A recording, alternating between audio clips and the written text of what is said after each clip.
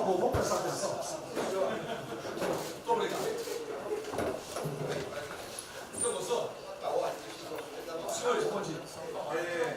Essa reunião é por solicitação minha ao presidente da República, porque nós iríamos apresentar isso à imprensa, que não foi apresentado, e começaram uma série de especulações sobre esse plano de retomada.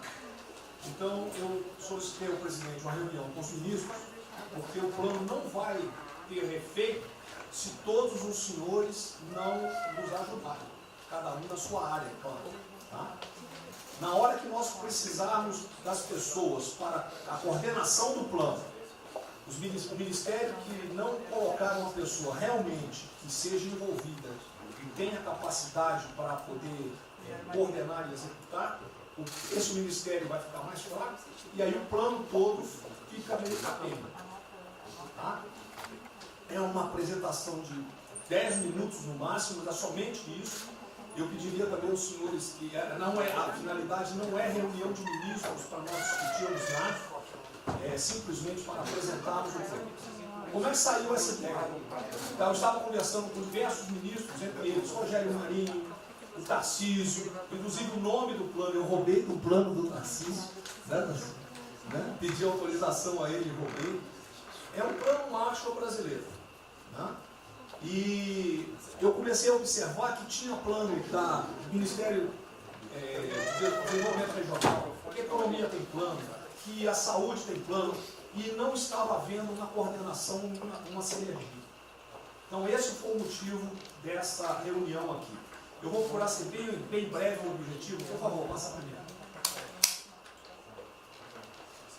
Muito bom. Passou tudo, acabou. Então vamos acabar. Você está no fim, está errado, cara. Passa primeiro, muito bem. Os senhores podem observar o seguinte. Eu conversei com o presidente. O problema, nós estamos invertendo a questão de uma lógica de raciocínio. Nós temos um problema, né? Nós temos esse problema, temos que ver quais são as consequências negativas desse problema. Todo mundo sabia, sanitárias e econômicas. Ninguém tem dúvida, com reflexo em todos os ministérios. Mas o foco não é na solução do problema. O foco hoje, de uma maneira geral, é quem é o culpado. Tá? E nós queremos recolocar, vamos dizer assim, readequar isso aí para como o governo deve reagir a esse problema para achar uma solução para as duas consequências negativas que ocorrem. Próximo. Então, é um programa. O programa se chama Pro Brasil. Tá? Dou crédito ao azar do Tarcísio por ele ter conversado comigo. Eu gostei e roubei. Né? Pro Brasil é um programa para integrar, aprimorar ações estratégicas. Os senhores vão ver que o foco, ele não é de governo, ele é de Estado. Eu estou tentando fazer uma projeção de 10 anos. Tá? Nós vamos ter que fazer isso. Para a retomada do crescimento socioeconômico em resposta aos impactos relacionados ao coronavírus. Tá? Pode passar. As dimensões do programa são essas aí. Tá? Ele pega um modelo de governança, ele busca melhoria da produtividade, investimentos estruturantes e ações estratégicas do setor público. Vai. O programa se divide em duas etapas, ou duas partes. O Pro Brasil, deixa eu ver aqui que eu não estou conseguindo enxergar, Ordem, e o Pro Brasil Progresso. Tá? O Pro Brasil Ordem, que você não imprimiu para mim, que eu agradeço. Não, botou na página errada. Ele pega um arcabouço normativo, ele trata, essas são as medidas estruturantes dele. Vai ter que ter um arcabouço normativo, investimentos privados, segurança jurídica, jurídica e produtividade, melhoria no ambiente de negócios e mitigação dos impactos socioeconômicos. Na parte de investimento, ele foca em obras públicas, parcerias do setor privado.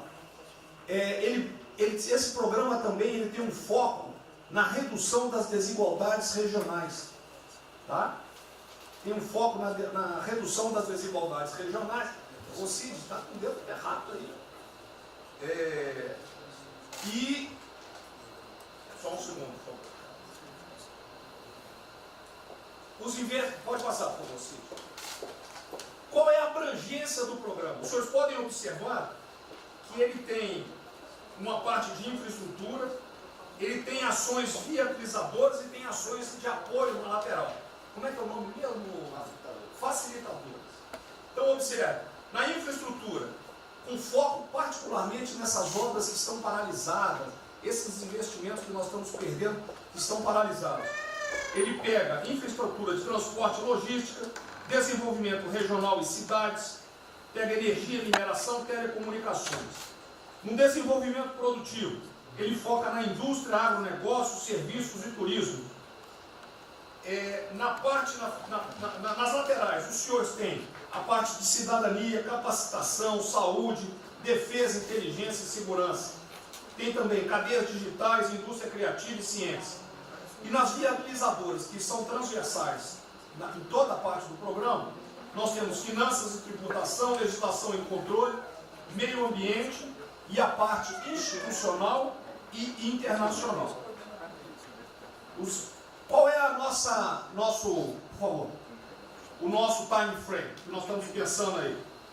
A estruturação do programa. Eu preciso que os senhores, nós vamos fazer uma reunião, como os senhores podem ver. É a primeira reunião do grupo de trabalho, tá? Com todos os ministérios envolvidos. Na sexta-feira agora, tá? Os senhores vão receber o horário. E aí nós teremos de maio a julho a estruturação do programa. De agosto a setembro, o detalhamento do projeto. A partir de outubro, implantação em larga escala, tendo um foco prioritário naquelas ações que têm uma resposta mais imediata. Porque o brasileiro é o seguinte, na hora que nós lançarmos o programa, eles vão começar a cobrar resultado. Tá? Então eu tenho que ter alguma resposta para o público. E a efetividade dos processos de monitoramento, na realidade não está no final, ele está durante todo o processo. Tá? Passa mais um, sim. Volta. Aí. O horizonte do programa, se os senhores observarem, nós estamos pensando no horizonte, né, até 2020, na verdade até 2030. Tá? Mas uma primeira fase dele, ele é faseado até o final desse primeiro governo, mas com um planejamento que prossiga nisso aí. Esse é o foco do que o trabalho dos grupos vão ter que apresentar. Ok? Pode passar a última, por favor.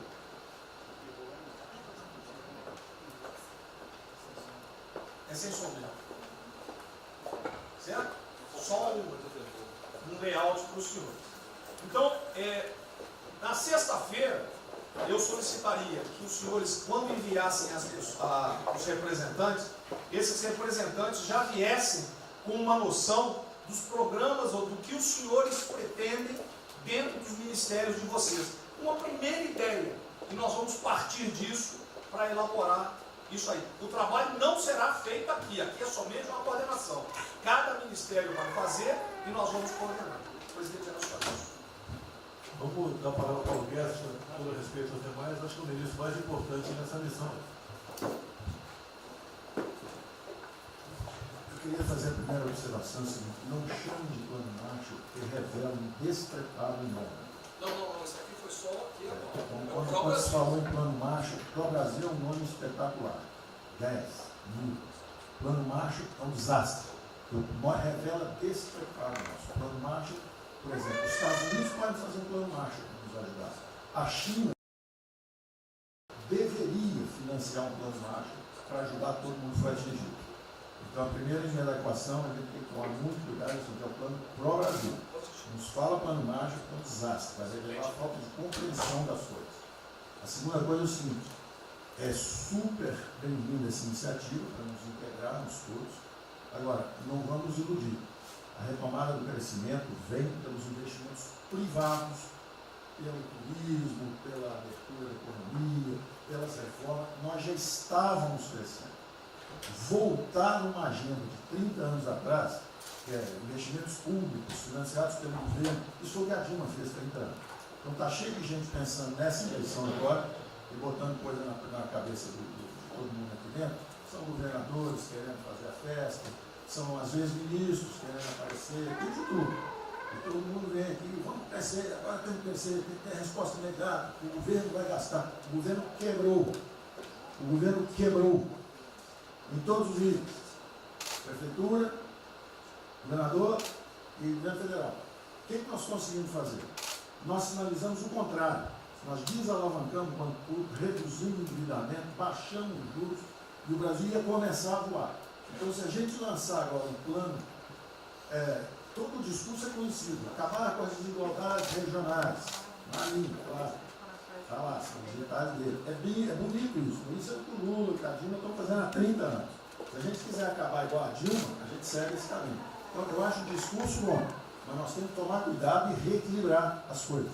Não pode o ministro, para querer ter um papel preponderante esse ano, destruir a candidatura do presidente, que vai ser reeleito se nós seguirmos o plano das reformas estruturantes originárias. Então, eu tenho que dar esse recado, uma vontade de exposição, nós vamos ajudar tudo, mas nós não podemos nos iludir. O caminho desenvolvimentista foi seguido. O Brasil quebrou por isso. O Brasil estagnou. A economia foi corrompida, a política foi corrompida.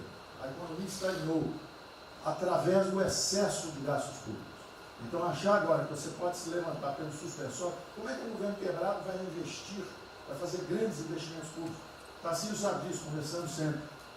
Tarcísio sabe o seguinte: quanto é que você consegue, Tarcísio, passar de 5 mil para quanto? Para 15, para 20, para 30? Multiplicou por 6. Quanto é que você consegue de investimento em concessões? 250. Tá certo? Então, ó, tem 100 bilhões vindo para saneamento. Tinha 100 bilhões que viriam, as 17 maiores petroleiras do mundo viriam para a nossa seção onerosa. 100 bilhões de seção onerosa, 100 bilhões de mineração, 100 bilhões de saneamento, 230 bilhões de concessões, 500 bilhões. Cadê o dinheiro do governo para fazer isso? Não tem. Então, quem está sonhando é sonhador. A gente aceita. Politicamente, a gente aceita. Vamos fazer todo o discurso da desigualdade, vamos gastar mais, precisamos eleger o presidente. Mas o presidente tem que pensar daqui a 3 anos. Não é daqui a 1 ano, não. Tem muita gente pensando na eleição desse ano. É só a observação que eu faria. Eu estou fora de eleição, só um minutinho. A ideia aqui, ninguém falou em investimento público por enquanto. Inclusive, nós falamos ali em investimento, falamos inclusive em investimentos privados. O que tem que acontecer é o seguinte: eu estou vendo um plano de pouca gente, nós temos que centralizar a imprensa, a economia, falar exatamente o que pode, o que não pode. Fundamental a coordenação. Até para isso na imprensa que está saindo. Que são na imprensa assim: plano Marshall e economia está fora. Quer dizer, alguém foi para a imprensa e falou: vê o plano Marshall ali, a economia está fora. Quer dizer, enfraquecer o nosso discurso no momento desse é uma tolice, é um atentado contra nós mesmos. Questão da imprensa, eu acho que eu resumi hoje dentro do palácio 20 segundos. Eu não vou falar com vocês, que vocês não deturpam, vocês inventam e potencializam. Tem que ser o papel de cada um, não pode um sair daqui no cantinho, foi mais ou menos. Não pode falar nada, tem que ignorar esses caras, 100%. Senão a gente não vai para frente.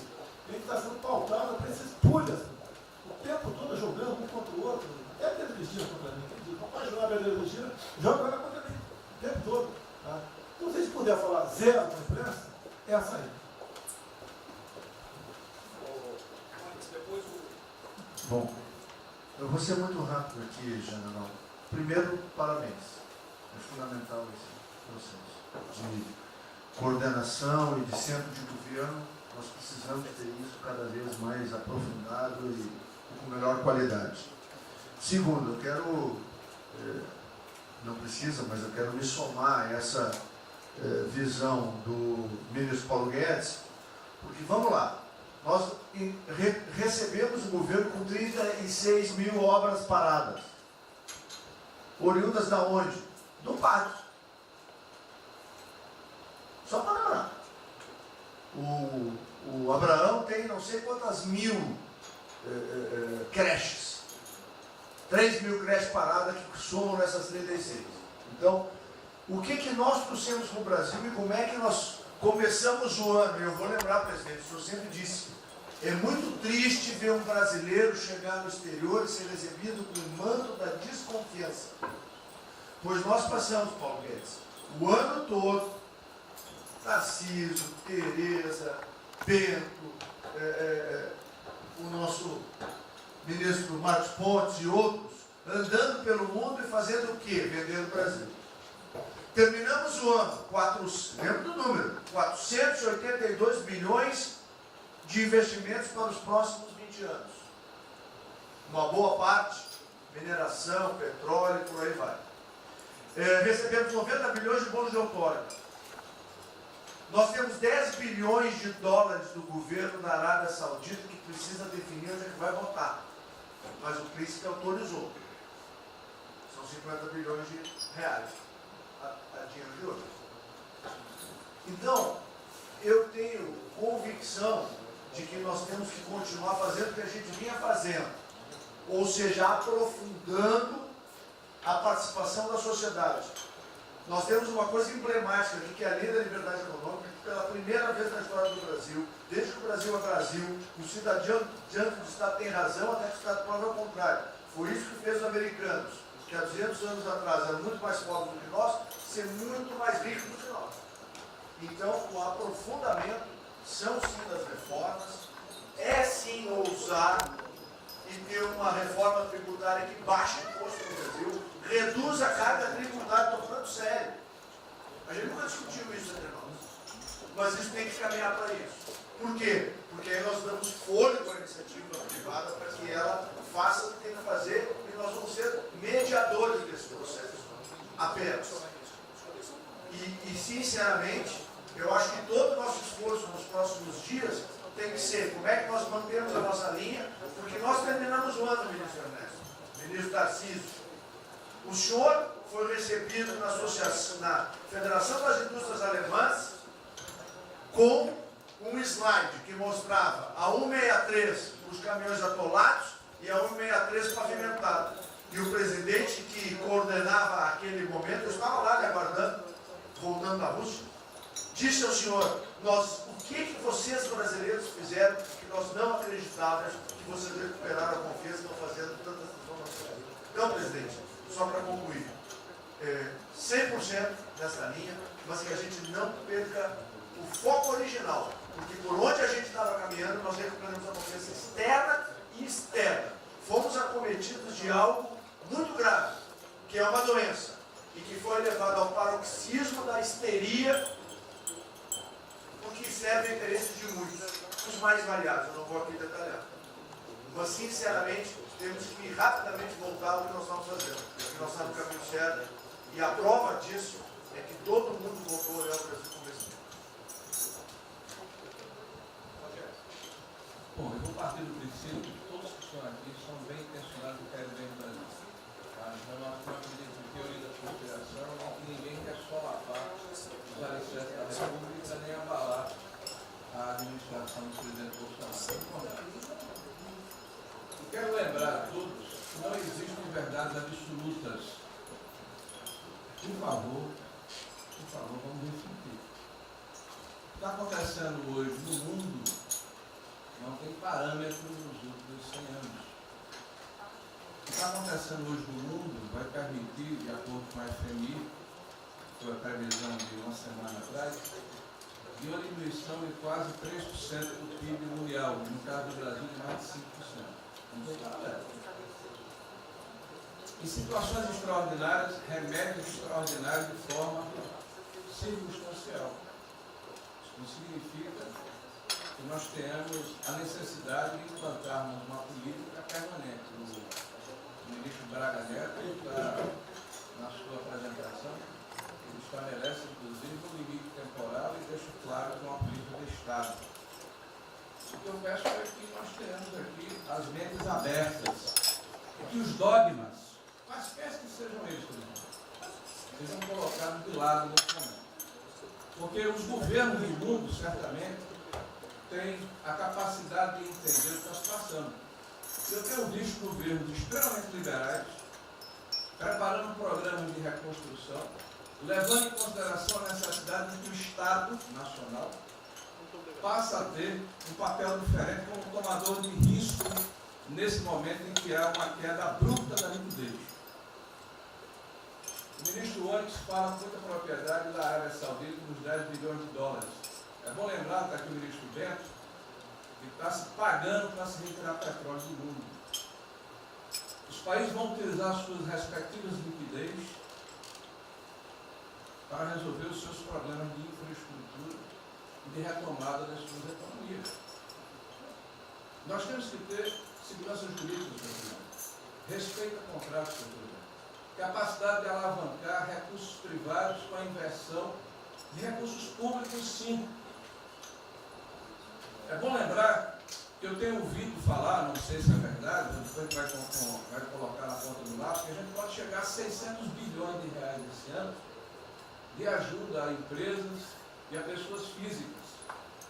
Recursos do governo federal, fruto de endividamento do governo, desse governo, que vai terminar o ano com um déficit 4, 5, 6 vezes maior do que estava precificado no início do ano. Caiu um meteoro sobre as nossas cabeças. Então, por favor, nós não podemos começar a discussão com verdades absolutas e com dogmas estabelecidos ao longo de 100 anos, em função de uma catástrofe que se abateu sobre o mundo, e os governos de todo o mundo estão se debruçando sobre o assunto, entendendo que muda o papel do Estado. Senhor Presidente, é bom lembrar que quando houve a unificação da Alemanha, eu acho que esse é um fato histórico irrefutável, o Estado alemão entendeu e fez um pacto de que haveria necessidade de investir em capital humano e infraestrutura na Alemanha Oriental para diminuir desigualdades regionais. E esse é um pacto do Brasil. Essa pode ser uma catástrofe que vai nos afundar, ou pode ser uma onda para a gente surfar, uma alavanca para reparar o país. Todos os países do mundo estão submetidos ao mesmo processo. Vai depender da nossa capacidade de termos uma opção clara de que forma vamos sair desse problema.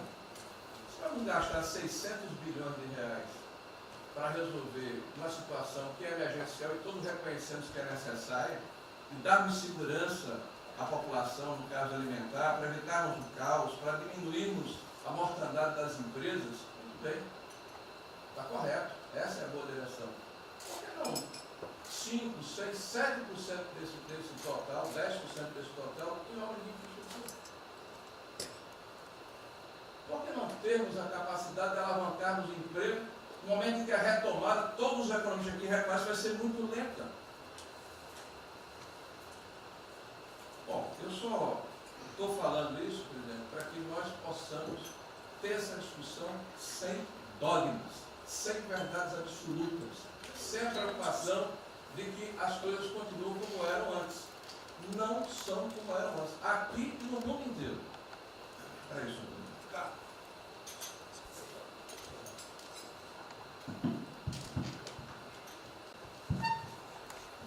Presidente, estava assistindo atentamente a apresentação do colega Wilson Braga Neto. Na parte final, no slide das questões transversais, ao meio ambiente, mas eu acho que o que eu vou dizer aqui sobre o meio ambiente se aplica a diversas outras matérias. Nós temos a possibilidade, nesse momento que a atenção da imprensa está voltada quase que exclusivamente para o Covid e daqui a pouco para a Amazônia, o general Mourão tem feito os trabalhos preparatórios para que a gente possa entrar nesse assunto da Amazônia um pouco mais calçado, mas não é isso que eu quero falar. A oportunidade que nós temos, que a imprensa não está nos dando um pouco de alívio nos outros temas, é passar as reformas infralegais de desregulamentação, simplificação, todas as reformas que o mundo inteiro, nessas viagens que se referiu ao Mix, certamente cobrou dele, cobrou do Paulo, cobrou da Tereza, cobrou do Tarcísio, cobrou de todo mundo, da segurança jurídica, da previsibilidade, da simplificação. Essa grande parte dessa matéria, ela se dá em portarias e normas dos ministérios que aqui estão, inclusive de meio ambiente, e que são muito difíceis, e nesse aspecto acho que o meio ambiente é o mais difícil de passar qualquer mudança infralegal em termos de instrução normativa e portaria, porque tudo que a gente faz é pau no judiciário, no dia seguinte. Então, para isso precisa ter um esforço nosso aqui, enquanto estamos nesse momento de tranquilidade, no aspecto de cobertura de imprensa, porque só fala de Covid, e ir passando a boiada, e mudando todo o regramento, e simplificando normas, de IFAM, de Ministério da Agricultura, de Ministério do Meio Ambiente, de Ministério disso, de Ministério daquilo. Agora é a hora de unir esforços para dar de baseada a simplificação regulatória que nós precisamos, em todos os aspectos. E deixar a AGU, o André não está aí, né? E deixar a AGU de stand-by para cada pau que tiver, porque vai ter. Essa semana mesmo nós assinamos uma medida a pedido do Ministério da Agricultura, que foi a simplificação da lei da Mata Atlântica para usar o Código Florestal. Hoje já está nos jornais dizendo que vão entrar com ações judiciais e ação civil pública no Brasil inteiro contra a medida. Então, para isso, nós temos que estar com a artilharia da AGU preparada para cada linha que a gente avança. Mas tem uma lista enorme em todos os ministérios que têm papel regulatório aqui para simplificar. Não precisamos de Congresso. E coisa que precisa de Congresso também, nesse fuso que está aí, nós não vamos conseguir aprovar. Agora tem um monte de coisa que é só parecer, caneta. Parecer, caneta. Sem parecer também não tem caneta. E dar canetada sem parecer é cana. Então, isso aí vale muito a pena. A gente tem um espaço enorme para fazer. Enfim, acho que essa é uma questão importante que estava aí nos slides, Você vê que a jurídica também está embaixo. Isso, exatamente. Só para os senhores entenderem o seguinte, isso aqui é coordenação dos planos que eu sei que todos estão fazendo. Tá? Coordenação. O que vai ser possível executar ou não, vão entrar nas limitações que nós temos, e o que tiver conflito será levado à decisão do presidente. Agora, nós temos que andar com isso rápido, porque a queda do desemprego, o país está sem esperança, nós temos que fazer isso andar. O pessoal da iniciativa privada está nos procurando, a gente tem que dar um rumo nisso aí. Bom, a ideia é essa. Me ligou agora de manhã o Eduardo Gouveia Vieira, da Fiujan. Ele quer fazer uma videoconferência onde mais de 300 empresários do Rio, que é um pouquinho abaixo do potencial de São Paulo, para hipotecar solidariedade. A ideia que nós temos de reabrir o comércio. A desgraça que vem pela frente, eu acho que o Paulo vai estar até legal, Paulo. Eu não sou economista não. Vai ser uma porrada muito longa, você pode imaginar. Não são apenas os informais. Eu acho que bateu a 10 milhões de carteiras assinadas por saco. E os governos estaduais não têm como pagar salário. Não tem. Maio, metade do estado não tem mais como pagar salário mais. A desgraça está aí. Eles vão querer empurrar essa trozoba para cima da gente. Esse pessoal aqui do lado vai querer empurrar.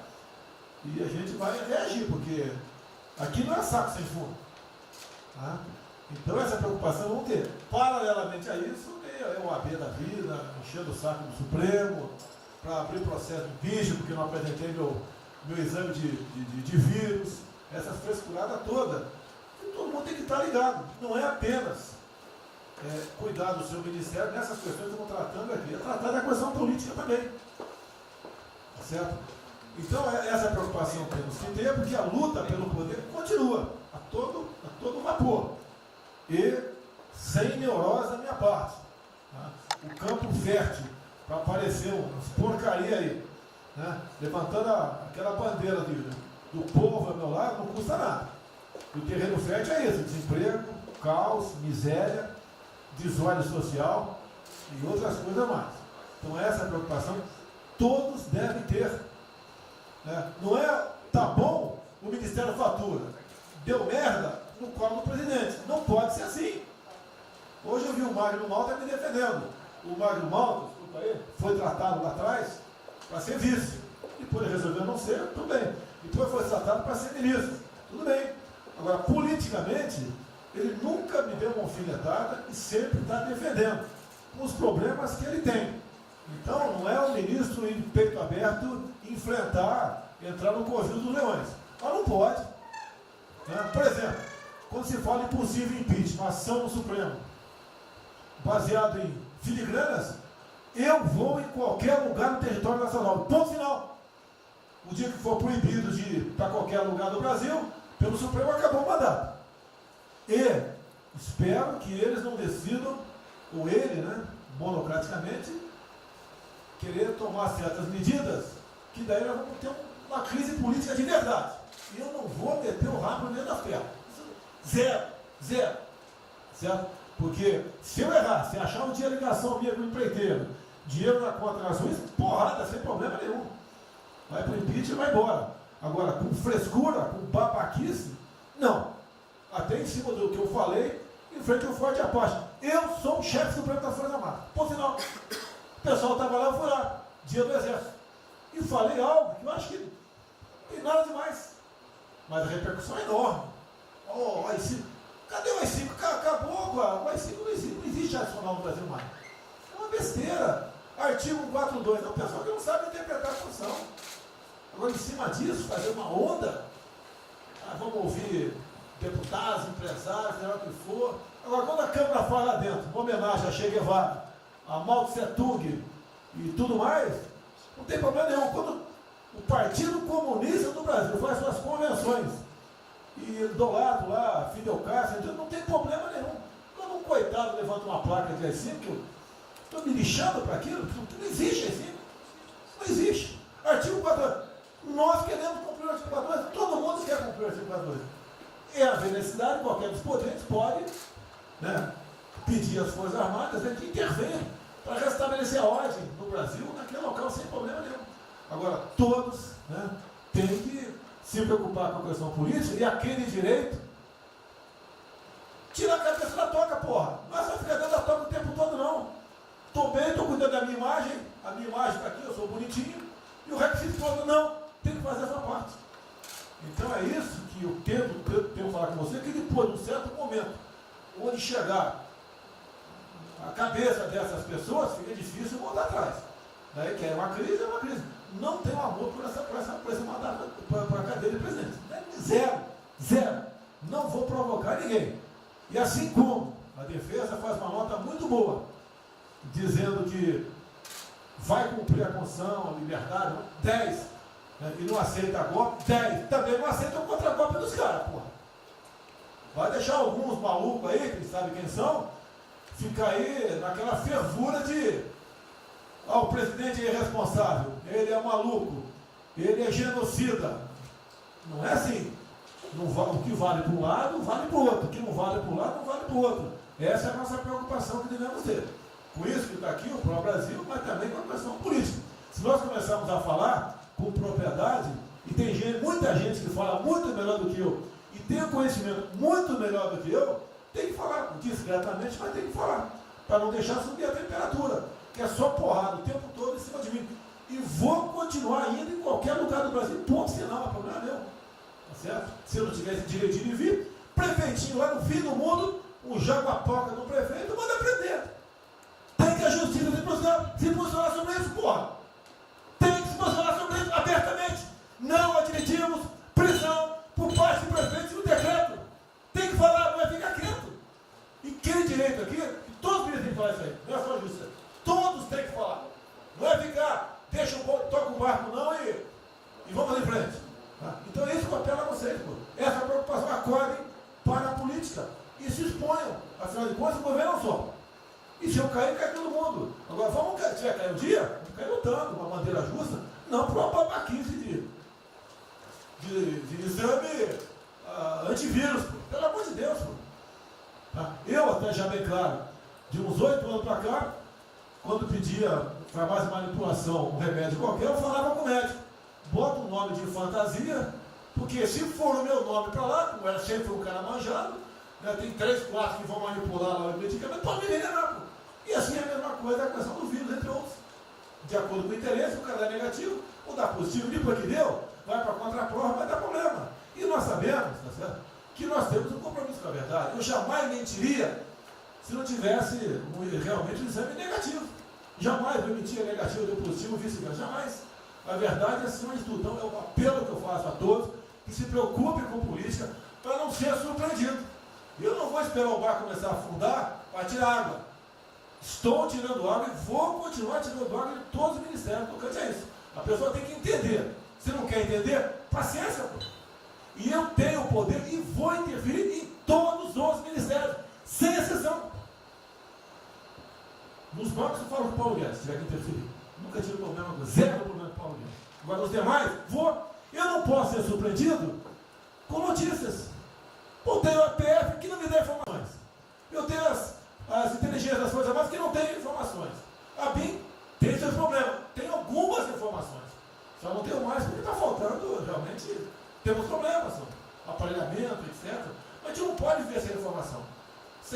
Quem é que nunca ficou atrás da porta ouvindo que seu filho ou sua filha está comentando? Tem que ver, depois que ela engravida, não adianta falar com ela mais.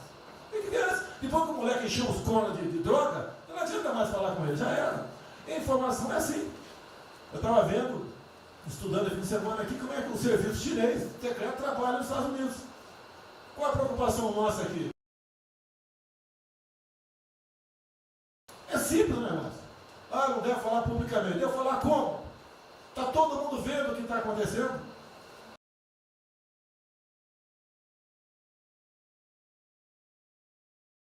Tudo bem. Você tira do porra. Não tira. É uma realidade. Não adianta esconder mais, tapar o sol com a peneira. Vai em alguns ministérios, tem gente descontada aqui dentro. Então não quer zero. Precisamos dele para vender? Sim, isso precisa também de nós. Que se não precisasse, não estaria comprando a soja da gente, não. Precisam. E é um negócio, pô. E devemos aliar com quem tem alguma afinidade conosco, para a gente poder fazer valer a nossa vontade naquele momento. Não adianta se esconder aqui, depois tem um problema, daí liga para o tio, fala, pô, cara, você me ignorou até hoje? Você só não me chamou de imperialista, igual a esquerdalha e o FHC falava no passado. No resto, agora não dá mais. Então essa é a preocupação que temos que ter, a questão estratégica, que não estamos tendo. E me desculpe, o serviço de informações nosso, todos, são uma vergonha, que eu não sou informado. E não dá para trabalhar assim, fica difícil. Por isso, vou interferir. E ponto final, pô. Não é ameaça, não é extrapolação da minha parte, é uma verdade. Como eu falei, né? Deus ministério para os senhores, o poder de veto. Mudou agora, tem que mudar. E eu quero realmente governar o Brasil. Nós precisamos de todos aqui, como disse o Marinho, né? Aqui é o mesmo barco. Se alguém cavar no porão aqui, vai todo mundo para o saco aqui, vai todo mundo morrer afogado. Então é isso que a gente precisa, é pensar além do que tem que fazer internamente aqui. Quando explodiu em Metro, conversei com o Paulo Guedes. Desculpa a linguagem, é uma putaria em Metro. Trocar tacógrafo, trocar taxímetro, botar chip na bomba de combustível, putaria, igualzinho tomar 3 pinos. Está muito bem agora, a empresa enfiou porrada. Botou um coronel. O coronel foi formado pelo INE. Eu ia botar um coronel, você vai ter uma formação. Tá?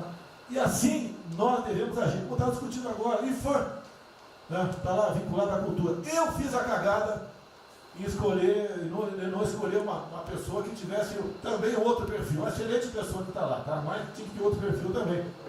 IFAM para qualquer obra no Brasil. Compara com o Luciano Hang. Encontra lá um cocô petrificadinho, para a obra. Para a obra. O que tem que fazer? Alguém no IFAM que resolva o assunto. E assim nós temos que proceder. E assim, cada hora, como eu falei da Tereza Cristina, que mudou a questão normativa, revocou a questão normativa, ajudou 400 mil pessoas no Vale do Ribeira, parabéns. Assim são outras decisões. A questão de armamento, tá? As questões de... por quê? Espera aí. Ministro da Justiça, por favor. Foi decidido há pouco tempo que não podia botar algema em quase ninguém. Por que estão botando algema em cidadão que está trabalhando, ou mulher que está em praça pública, e a justiça não fala nada? Tem que falar, pô! Vai ficar quieto até quando? Ou eu tenho que continuar me expondo? Tem que falar, botar para fora, esculachar. Não pode botar algema. Decisão do próprio Supremo. E vão ficar quietos até quando? Fica humilhando o nosso povo, porque isso está crescendo. O pessoal fica apontando para mim, votei em você para você fazer alguma coisa.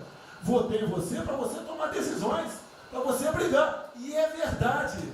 Eu estou me lixando com a reeleição.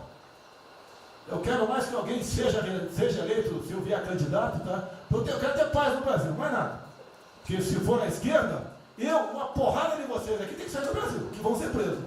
E eu tenho certeza que vão me condenar por homofobia, 8 anos por homofobia.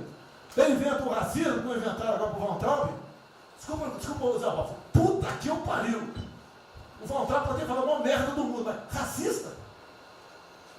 Vamos ter que reagir, pessoal. É outra briga. Tem que ser um governo com altivez. Se expor, mostrar que nós temos o povo do nosso lado. Que nós somos submissos ao povo. Nós queremos realmente, como disse, se não me engano, Margaret Thatcher, né? O Reagan, não sei, para ser conduzido pela povo brasileira, ponto final. Onde o povo está, vamos estar juntos. Eu não convidei ninguém para ir para frente do Forte Apache. Ninguém, zero. Estava na casa do meu filho, fiquei sabendo, vou para lá. A empresa está falando agora que não sei, 2 ministros militares aí não aceitaram meu convite. O dia que ou eu convido o ministro para o churrasquinho em casa, eu pago a missão. Eu vou pagar a missão. A missão for absurda, o ministro falou, tchau, tô fora. Tá certo? Ou vai e fica puto, mas vai, pô. E jamais eu vou pagar uma missão escrota para quem quer que seja. Nem no quartel fazer isso com o recruta, nem no quartel. Tá certo? Quem tirar o nosso convívio aqui, que é muito bom, partir para essa linha. Não estamos em desespero, nós estamos bem. Não somos acusados de desvio, de corrupção, nada. Nada, está zero. Temos problema pela frente. Vamos tentar solucionar. Eu tenho conversado com vários ministros. E vamos solucionar. Porque o destino do Brasil está na mão desse grupo privilegiado que está aqui. E eu não seria nada sem vocês. Vocês não seriam ministros sem eu. Duvido. Dificilmente eu tinha sido ministro se tivesse uma data aqui. Eu duvido. Podia aceitar por alguns dias, né? Depois ver a sacanagem que ia ser. Não ia ser diferente do que foi os 2 anos anteriores do PT. Né? Ia pedir para sair. Então, um apelo para vocês. Todo mundo se preocupa com o futuro do Brasil, com a questão política. Criticar o ato de uma pessoa ou outra não é criticar o Congresso ou de criticar o Supremo Tribunal Federal. Quem não ficou revoltado, o Moro ficou revoltado com a liberdade desse pessoal. Por causa de vírus, botou esse estuprador para fora. Imagine ter estuprado uma filha nossa, um filho da puta desse posto de liberdade. Nós temos que colocar no lugar dessas pessoas, desse pai que tem a filha estuprada, e o vagabundo foi posto na rua. Com a decisão, foda-se quem seja, tem que jogar pesado em cima disso. Não é um desabafo, pessoal, é uma realidade. O nosso barco está indo, mas não sabemos ainda, no momento, dado o último caso, vírus, para onde é nosso barco. Pode estar indo em direção ao iceberg. A gente vai para o fundo. Então vamos se ligar, vamos se preocupar. Quem de direito se manifesta com altivez, com palavras polidas, tá? Mas tomar uma posição. Porque não pode tudo veio para a minha retaguarda, tudo. Tá? E vocês têm que apanhar junto comigo, logicamente, quando tiver motivo para apanhar, ou motivo para bater.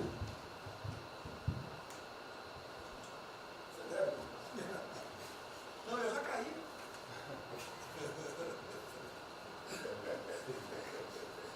O ministro Moro, por favor. A sequência aqui é o seguinte: o ministro Moro, Montezano, o Nelson e o Paulo Guedes. Aí eu pediria só aos senhores que fossem presos. Você também. O Paulo Guedes quer uma política e quer cobrar os raios. Assim, depois do Moro. Bem, a primeira questão do plano ali que foi apresentado, fica aqui o registro do meu elogio, certo que ele tem que ser preenchido aí nos detalhes, existem as questões econômicas a ser resolvidas lá pelo Ministério da Economia, a ser trabalhado também com as outras áreas econômicas. Só faria uma sugestão aqui, ministro, se pudesse colocar desde logo, em algum momento desse plano, alguma referência importante também à segurança pública e a controle da corrupção. Foram 2 temas centrais, né, nas últimas eleições, e são 2 temas que, embora, claro que o plano vai ficar sujeito aí ao detalhamento necessário, mas acho que é importante ter uma referência inicial para não parecer que nós estamos descurando desses aspectos específicos. Nós não entramos em detalhes, porque isso aqui, os senhores viram que todos os ministérios praticamente responderam, isso aí para mim viria no detalhamento do Ministério. Mas eu acho que politicamente cabe. Não, sim. Não, eu entendo que cabe no detalhamento, mas acho que uma referência né, seria interessante. Tem que apontar também que foi uma vitória do governo, do presidente. No ano passado houve uma queda expressiva desses principais indicadores criminais. Isso, embora seja mais vinculado com a questão da vida e segurança das pessoas, também é um fator importante para o investimento econômico, para também melhorar o ambiente econômico. E o controle da corrupção também é pressuposto. Né? Então, faria exclusivamente essa sugestão específica. Já está anotado. Montezano, ministro, primeiramente, parabéns. Acho que é um momento oportuno para a gente começar a falar. No dia seguinte. O próprio ministro Guedes, nas discussões que temos tido nas últimas semanas, tem nos orientado. O BNDES foca na reconstrução, foca no dia seguinte, porque a crise de saúde vai demorar alguns meses e a reconstrução muito mais meses do que isso. Então é muito oportuno a gente já começar a discutir isso. Segundo, aqui eu subscrevo as palavras do ministro Salles. O que a gente tem observado nos projetos e concessões, etc., uma parte crítica, essa legislação para o funcionamento da máquina pública. É um momento muito oportuno para a gente aproveitar isso. Isso faz uma baita diferença no preço de um projeto, na velocidade, faz muita diferença. Então, eu subscrevo aqui as palavras do ministro Salles. E, por último, ministro, quando eu assumi o banco em julho, o banco estava montado como uma fábrica de empréstimo. O banco, durante 15 anos, foi uma fábrica de empréstimo. De julho até hoje, a gente fez uma reestruturação completa no banco, montando o que eu acredito hoje ser já o maior banco de investimento do Brasil em pessoas e um banco de investimento de serviços focado em planejamentos econômicos setoriais e estruturação de projetos. Tá? O banco já está atuando dessa forma. Temos um vasto conhecimento setorial, um vasto conhecimento de planejamento, já está rodando a contento. E esse BNDES de hoje se parece muito mais com o BNDES de 20 anos atrás, que era o BNDES que planejava e estruturava esses projetos no Brasil. Então, eu queria colocar aqui à sua disposição, que nos use, estamos a serviço. Então, o que o senhor achar adequado, razoável, tanto no fornecimento de informações, mas como também nesse planejamento, na coordenação, temos já um modo operante, uma estrutura que é plug and play. Se o senhor quiser usar, já está pronta para rodar para esse tipo de mapeamento e estruturação de projeto. Então, por favor, sinta-se bem à vontade de nos usar integralmente aqui na coordenação desse projeto, caso o senhor entenda adequado. Tá? Tiago. Nelson. Bom, estou chegando aqui, então é importante que eu coloque para vocês como é que a gente vai trabalhar. A saúde é fundamental, porque enquanto a gente não mostrar para a sociedade que a gente tem o controle da doença, da saída dela, qualquer tentativa econômica vai ser ruim, porque o medo vai impedir que você trate a economia como uma prioridade. Então, controlar a doença hoje é fundamental. E controlar a doença não significa que a gente vai curar a doença em uma semana, mas que a gente não é um barco à deriva e que a gente tem uma estratégia para trabalhar essa doença. Então, são 3 coisas que a gente vai trabalhar. Primeiro, a informação, para entender o que é a doença, qual é a evolução dela, como é que está a infraestrutura para cuidar da doença. Porque um dos grandes problemas que a gente tem hoje, se a gente olhar o Brasil hoje, ele é um dos melhores países em número em relação à mortalidade. O que assusta é você ver que o hospital não consegue atender, a gente do frigorífico, a gente está abrindo cofre em algum lugar para enterrar, e isso traz medo. E o medo impede que qualquer outra atividade tenha sucesso. Porque enquanto isso não for sanado, o restante vai ter muito pouca chance de ser comprado pela sociedade. A segunda coisa é estruturar a operação de cuidado. Então a gente vai investir em logística, vai investir na parte de compra e tentar melhorar o processo. Por quê? Porque se eu tiver os hospitais funcionando, eu vou ter os pacientes tratados, eu não tenho a sensação da crise, o medo melhora e o restante pode entrar. E a terceira coisa é a gente deixar claro um programa de saída do isolamento e do distanciamento. Não é que vai sair amanhã, mas a gente tem que ter um planejamento. Porque aí a gente realmente mostra que a situação está na nossa mão. Pode ser que demore um pouco, mas a gente está controlando esse processo, que a gente não está sendo um barco à deriva. Então, basicamente, eu queria falar para vocês, essa é a forma como a gente vai tratar, e a gente vai estar interagindo com todos os ministérios que forem necessários, para que isso aconteça da forma mais rápida possível. Basicamente é isso, é um prazer estar aqui com vocês. onde eu liguei para o diretor-geral da Polícia Rodoviária Federal. Chegou ao meu conhecimento uma nota que era dele sobre o passamento de um patrulheiro. E ele enfatizou que era por 2019. Eu liguei para ele, por favor. O que mais? Ele era obeso, era isso, tinha comorbidades. Mas ali na nota dele só saiu por 19. Então vamos alertar aquele direito do respectivo ministério, pode botar Covid-19, mas bota também, fibrose, um montão de coisa, não pensa nesse negócio, tem um montão de coisa lá. Para exatamente não levar um medo à população. E que olha, morreu um sargento do exército, por exemplo. A princípio é um cara que está bem de saúde, né?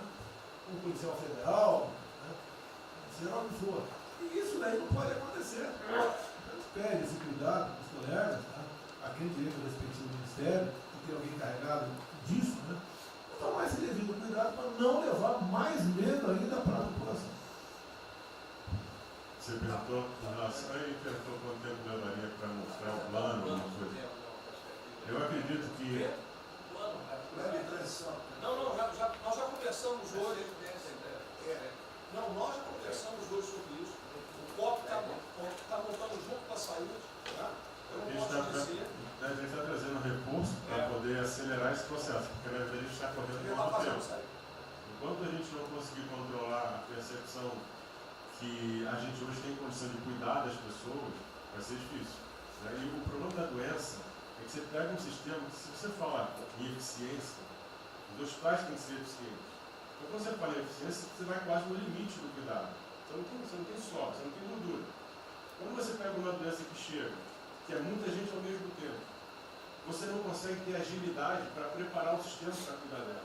E a gente tem um problema adicional que a gente tem que tomar cuidado, que é o seguinte: quando você tem os hospitais com pouca, você tem muita gente falando de Covid, os hospitais estão diminuindo muito o atendimento, o que significa que eles vão ter problema financeiro. Se isso prorroga, esses hospitais vão ter cada vez mais dificuldade, você vai poder ter um hospital mais sucateado, um hospital fechado. O que está acontecendo hoje? Vamos botar em números hoje. A gente tem 4 milhões de pessoas hoje com a Covid. O Brasil hoje tem 212 milhões de pessoas. Tem 208 milhões que não estão tendo a atenção necessária. Você tem câncer, cardiovascular, isso tudo está represado, a demanda é reprimida. Quando você controlar a Covid, o não Covid vai chegar com tudo. Você pode pegar uma estrutura sucateada. Aí você só vai transferir o problema primeiro, que vai ser o medo da Covid e o medo da não Covid. Então a gente tem que estar preparado para isso tudo. Então não é só trabalhar o curtíssimo prazo, a gente tem que preparar para essa segunda fase que vai chegar também. Isso tudo a gente está fazendo, só para vocês saberem que a gente está pensando nisso tudo, só para vocês saberem que está tudo trabalhando. Tá. Por favor, o ministro Tarcísio, eu pediria aos senhores que fossem bem breves. Não, já não tem jeito.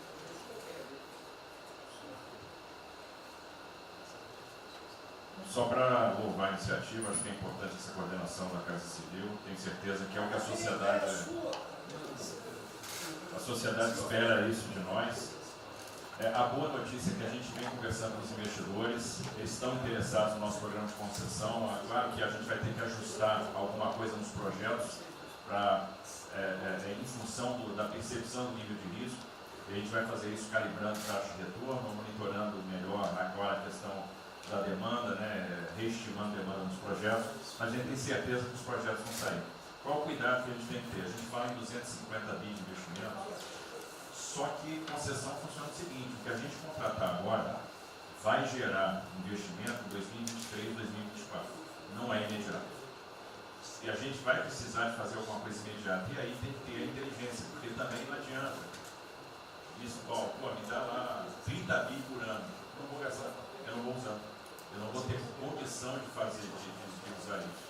Né? Porque nos períodos altos lá que a gente executou mais, a gente consegue ali ter uma capacidade operacional de executar 13, 14 mil máquinas. E a gente já tem 8 de orçamento por ano. Então, no final das contas, a gente fazendo as contas e vendo o que nós já temos de projeto pronto, o que é necessário, que agrega valor imediato.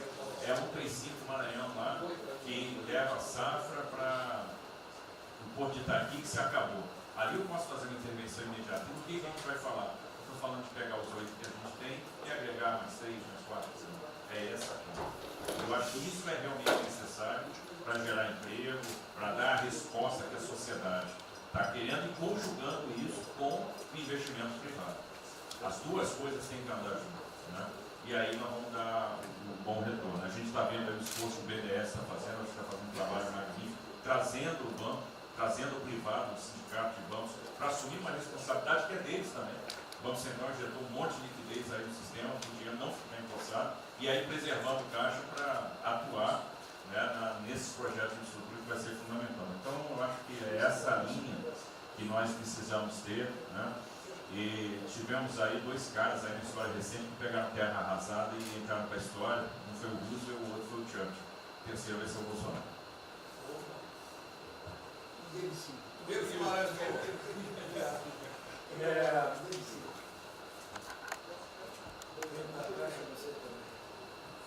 peço aos senhores que sejam breves. São só 5 pontos muito rápidos. Primeiro, presidente, o maior programa da história do mundo de inclusão social, digital, que nós estamos fazendo nesse governo, pessoas que tomavam dinheiro a 25% ao mês. Quer dizer, todos os ladrões lá, PT, PMDB, PSDB, aquela ladroagem toda, 25% ao mês. E ninguém se indigna. Esse governo se indignou, o governo dos liberais. Então, assim, acho que a gente está com problemas narrativos. Hoje de manhã, por exemplo, o pessoal da Band queria dinheiro. O ponto é o seguinte, vai ou não vai dar dinheiro para Bandeirantes? Ah, não vai dar dinheiro para Bandeirantes? Passei meia hora levando porrada, mas repliquei. E falei, olha, vocês estão em casa? Eu tenho 30 mil funcionários na rua. Não tem esse negócio, essa frescurada de home office. Eu já visitei 15 agências. E você em casa? Aí o pessoal ficou um pouco mais calmo. Quer dizer, eu posso ter 30 mil brasileiros nas agências lá. Sabe quantas pessoas a Caixa está pagando hoje? 7 milhões de pessoas. E todo mundo home office. Que porcaria é essa? Desculpa o meu ponto, presidente. Quando o senhor falou, eu vou me emocionar. O Luiz Lima, que nadou com meu pai, foi atleta olímpico, teve a esposa e a filha de 14 anos presa ontem, no Camburão. Que porra é essa? Desculpa. Que porra é essa? O cara vai pro Camburão com a filha, que se fosse eu, ia pegar minhas 15 armas e ia dar uma... Eu ia morrer. E se a minha filha fosse pro Camburão, eu ia matar ou morrer. Que isso? Estava nadando, é uma atleta olímpica. Você tira a pessoa está nadando com 14 anos. Eu tenho uma filha Maria de 14 anos. Se a minha filha fosse pro Camburão, ou eu matava ou morria. Que isso? E a esposa do Luiz Lima nem usou o fato de ser esposa do deputado federal. Mas assim, foi calado, céu é aquele governador roubando para direito, está tudo quanto é lado. Então o governador rouba, aí ele sai prendendo todo mundo e fica tudo isso por isso mesmo. Aí a gente faz o maior programa da história da humanidade de inclusão de pessoas que recebiam 25% ao mês, cobrado. PSDB, PT, PMDB, aquele grupo todo. Na hora de privatizar, todo mundo, com 200 milhões, 300 milhões, tem vice-presidente da Caixa que eu expulsei, dos 120, 105 eu tirei. E se o senhor precisar, obviamente, meu chefe, o ministro Paulo Guedes, ele decide. Não tem problema. Inclusive, porque o que acontece? Se roubar, eu vou ligar para o ministro Moro para prender. Agora, se precisar de uma diretoria, não sei o quê, desde que sejam honestos, o ministro Paulo Guedes é que decide, etc. Mas dos 120, eu tirei 105. E na Caixa, não tem solicitado, até onde eu saiba. Mas, assim, eu acho que a gente está levando muita porrada, presidente. E, de novo, não estou dizendo de ninguém daqui, não, só leva porrada. Agora, tem limite. Desculpa, todo lugar que eu vou, as pessoas normalmente são educadas. Mas a paciência chega no limite, obviamente não dessa maneira. Eu acho que tem um ponto. Nós estamos emprestando 154 bilhões de reais, mas só um ponto que eu acho importante. Tarcísio é super meu amigo e ele é muito esperto. Qual que é o grande ponto que a gente tem que evitar? O cara está quebrado, já estava quebrado antes e quer lançar um lesinho. Então, assim, claramente tem que ajudar, eu concordo. Tanto que nós emprestamos 43 bilhões de reais para o segmento imobiliário. 1,5 milhão de pessoas deixaram de ser demitidas. Agora não é para todo mundo, não. Aquela empresa que já estava quebrada antes, por que a gente vai dar uma lesinha?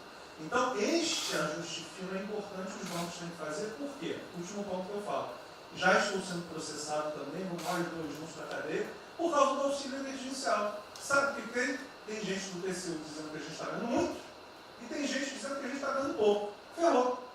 Ou seja, tem gente querendo me prender porque está dizendo que a gente está dando muito. E tem gente querendo me prender, que são aqueles caras lá que estavam antes, dando pouco. Vou acabar sendo preso, mas o que a gente não vai fazer? Deixar 30, 40, 50 milhões de pessoas passarem fome. Então, é só o meu recado dizendo o seguinte: a Caixa, Banco de todos os brasileiros. Poxa, a gente está com 30 mil pessoas. Eu passo ligando 45 pessoas na Caixa que tiveram coronavírus. 2 faleceram, um, na verdade, com 70 anos, já estava aposentado, e outro. A pessoa, eu chorei mais do que a pessoa, a mãe. Uma pessoa em 30 mil que estão o dia inteiro. E eu já falei para minha esposa, se tiver qualquer coisa, eu vou tomar 1 litro de hidrocloroquina, aquelas coisas todas. Então, assim, eu acho que a gente está, só o último ponto, numa questão de histeria coletiva. Quer dizer, eu posso ter 30 mil funcionários da Caixa pagando 7 milhões hoje, 2 milhões na segunda, ontem a gente abriu 800 agências, vamos abrir no sábado, no domingo, 2 horas antes. Então, o que a imprensa quer?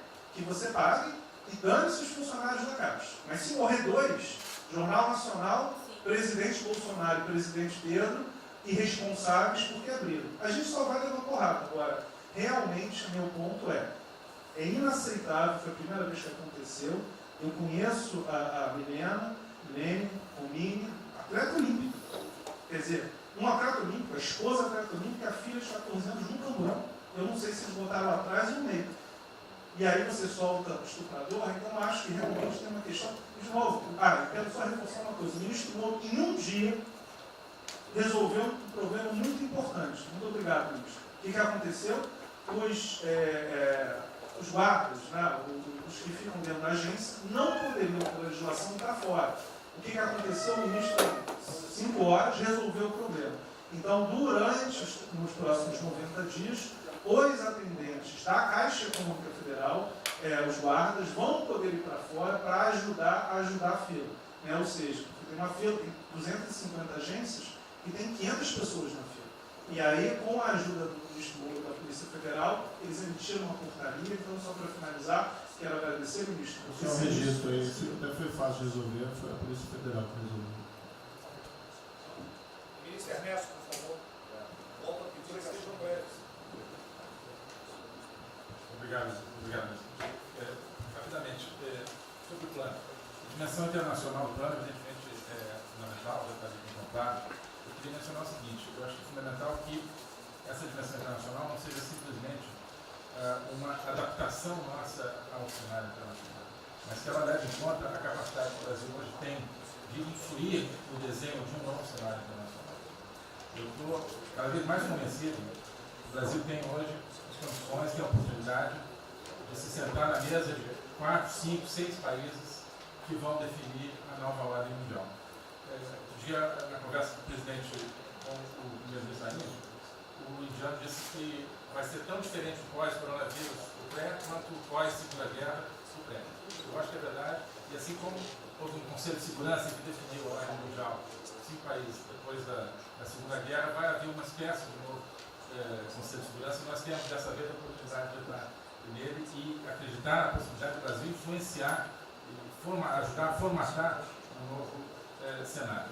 E esse cenário, acho que tem que levar em conta o seguinte: estamos aí revendo os últimos 30 anos de globalização. Vai haver uma nova globalização.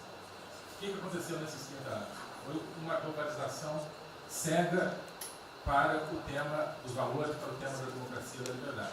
Foi uma globalização que a gente está vendo agora, criou um modelo onde no centro da economia internacional está um país que não é democrático, que não respeita os direitos humanos, etc.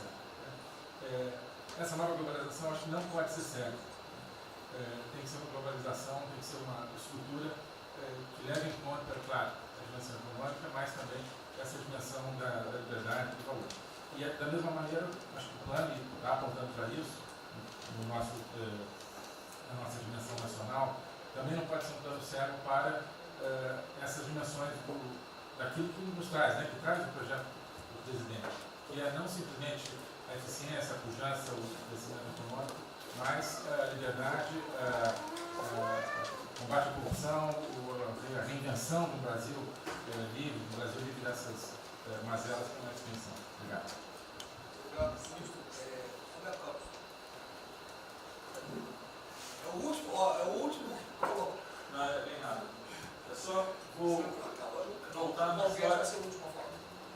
contar aqui uma história breve, que é lembrar que no fim do governo Dilma a taxa de juros era 14,5%, a curta, mas a taxa longa era 20%. E aí quando a gente olha o que aconteceu e o que proporcionou a taxa de juros cair, é interessante, porque teve um dia, 18 de agosto, saiu uma manchete no jornal que todos os elementos apontavam que ia ter o teto de gastos. Naquele dia, a curva de juros começou a cair, e foi quando depois o presidente do Banco Central anterior começou a cair os juros. Ele caiu os juros até o nível de 6,5, estabilizou, teve a incerteza das eleições, com a incerteza do PT poder voltar, a taxa piorou. Depois, curiosamente, quando o mercado entendeu que ia ter a Previdência, foi quando abriu espaço para colocar os juros novamente. Então, a razão dos juros ter ido de 14,5, 15, 20 para o que está hoje foi o fato da sociedade do mercado ter entendido que o governo ia ter disciplina em relação às contas públicas. Isso a gente não pode esquecer. Tá? Me permite, Roberto, então você está dizendo aí que não só a Selic tem como uma taxa longa, nós devemos basicamente a PEC do teto, é isso? Isso. Estou dizendo exatamente isso. E depois também a Previdência. Então, dito isso, eu acho que é importante a gente passar essa mensagem. Um outro tema só, aí em relação ao plano, 3 pontos só que eu acho importantes. A gente tem feito reuniões entre os banqueiros centrais de vários países do mundo, quase todas as semanas. Eu acho que tem 3 pontos que são importantes. Primeiro, existe um consenso hoje que o mundo privado está com muito medo de tomar risco. Então, que não vai ter como ter uma saída rápida sem que o governo não entre de alguma forma tomando risco. Porque o mundo privado está com medo de tomar risco pelo fator medo. Que é o fator que o doutor mencionou, que eu acho que é muito importante. Se amanhã você demitir todo mundo no estádio de futebol, que é um jogo, será que todo mundo vai sair de casa e vai? Qual é o fator medo? E o fator medo é interessante, porque quanto mais informação você tem, mais medo você tem. Porque a mídia joga medo. Então você tem hoje uma classe mais alta que tem mais medo que a classe mais baixa, exatamente porque eles têm mais acesso à informação e a informação enviesada. Então, o primeiro ponto é esse como tomar risco. O segundo ponto rápido é um tema que eu acho que está muito crescendo também, crescendo bastante, que é a análise, que a gente chama de análise intertemporal. Quando você faz uma ajuda, quando o governo faz um gasto, geralmente acontece 2 coisas. Ou você bota fundo perdido, ou seja, esse gasto não vale nada, e aí vai ter um reflexo na economia, na taxa de juros, ou as pessoas exageram falando esse gasto vai ser multiplicador. Provavelmente não é nenhuma coisa nem outra. O que eu acho que falta de analisar os gastos do governo é o quanto desse gasto que eu recupero lá na frente, via preservar empregos, via manter uma empresa viva, que ia morrer. Então, eu acho que falta análise completa do gasto. O gasto nunca é fundo perdido. Também ele nunca é muito multiplicador. Ele é um meio do caminho de uma coisa e outra. E o que eu acho que falta é a análise de eu vou gastar tanto e esse gasto vai ter essa efetividade. Por exemplo, existe uma percepção do mercado que dinheiro para governador e prefeito é dinheiro jogado fora. Pode ser que seja mentira, mas existe essa percepção hoje. E tem vários vídeos rodando por aí, os senhores devem ter visto, de que o dinheiro vai para a prefeitura e não vai parar, porque vai em bem intangível, que é difícil de controlar. Vai em programa que a pessoa nunca tem como monitorar. Então, acho que é importante esse tema de fazer essa análise intertemporal e ver realmente qual é a eficiência do gasto. E por último, último ponto, conversando com investidores, a gente tem feito isso, inclusive nós fizemos uma conversa, 2 bancos centrais com investidores, inclusive de infraestrutura, e o problema principal que aparece em toda a conversa no Brasil, do investidor privado, é que no passado, toda vez que o investidor privado entrou, teve muita sacanagem. O tema da governança é super importante.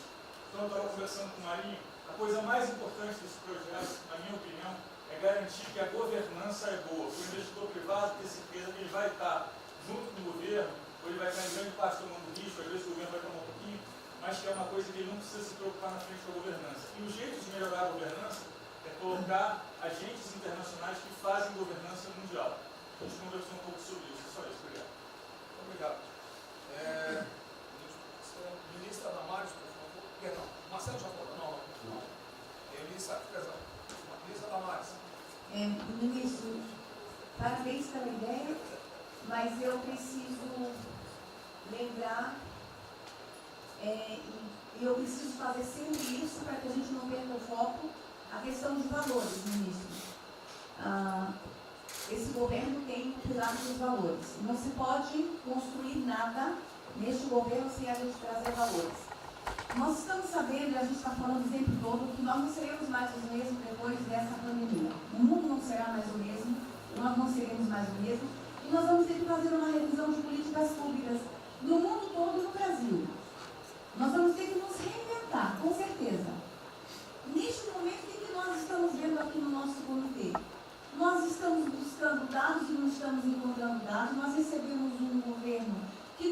dados, os dados que nós tínhamos eram falsos, mentirosos, um Brasil de achismo, um Brasil de talvez, eu acho que é, talvez sim, talvez não, políticas públicas construídas até agora nessa nação em cima de talvez e de achismo. Nós vamos ter que rever muita coisa. É um país plural. Quando a gente vai buscar os povos tradicionais agora para a gente construir enfrentamento ao coronavírus, nós descobrimos, ministros, que nós temos 1.300.000 ucranianos no Brasil. Ninguém nunca falou de ucranianos para nós no Brasil. Com a sua cultura totalmente preservada no Brasil. Nós estamos com 1.500.000 ciganos e eu falava de 1.300.000 e são 1.500.000 ciganos. Nós estamos... Então, presidente, nós vamos ter que rever muita coisa na aplicação das nossas políticas públicas no Brasil. Os nossos seringueiros são em números maiores do que a gente imagina no Brasil. Então, tudo que nós formos construir, nós vamos ter que ver, ministro, a questão dos valores também. A questão, os nossos quilombos estão crescendo e os meninos estão nascendo nos quilombos e seus valores estão lá. Então, tudo vai ter que ver a questão dos valores. E quando eu falo valores, ministro, eu quero dizer para o senhor, nós estamos com quase 80.000 idosos em abrigos no Brasil. Eu me surpreendi com números. Nós estamos com quase 60.000 crianças em abrigos no Brasil. Os números estão me surpreendendo. E eu estou com um número absurdo de mulheres também em busca de abrigos por causa de violência. Então, tudo isso tem que vir para este pacote.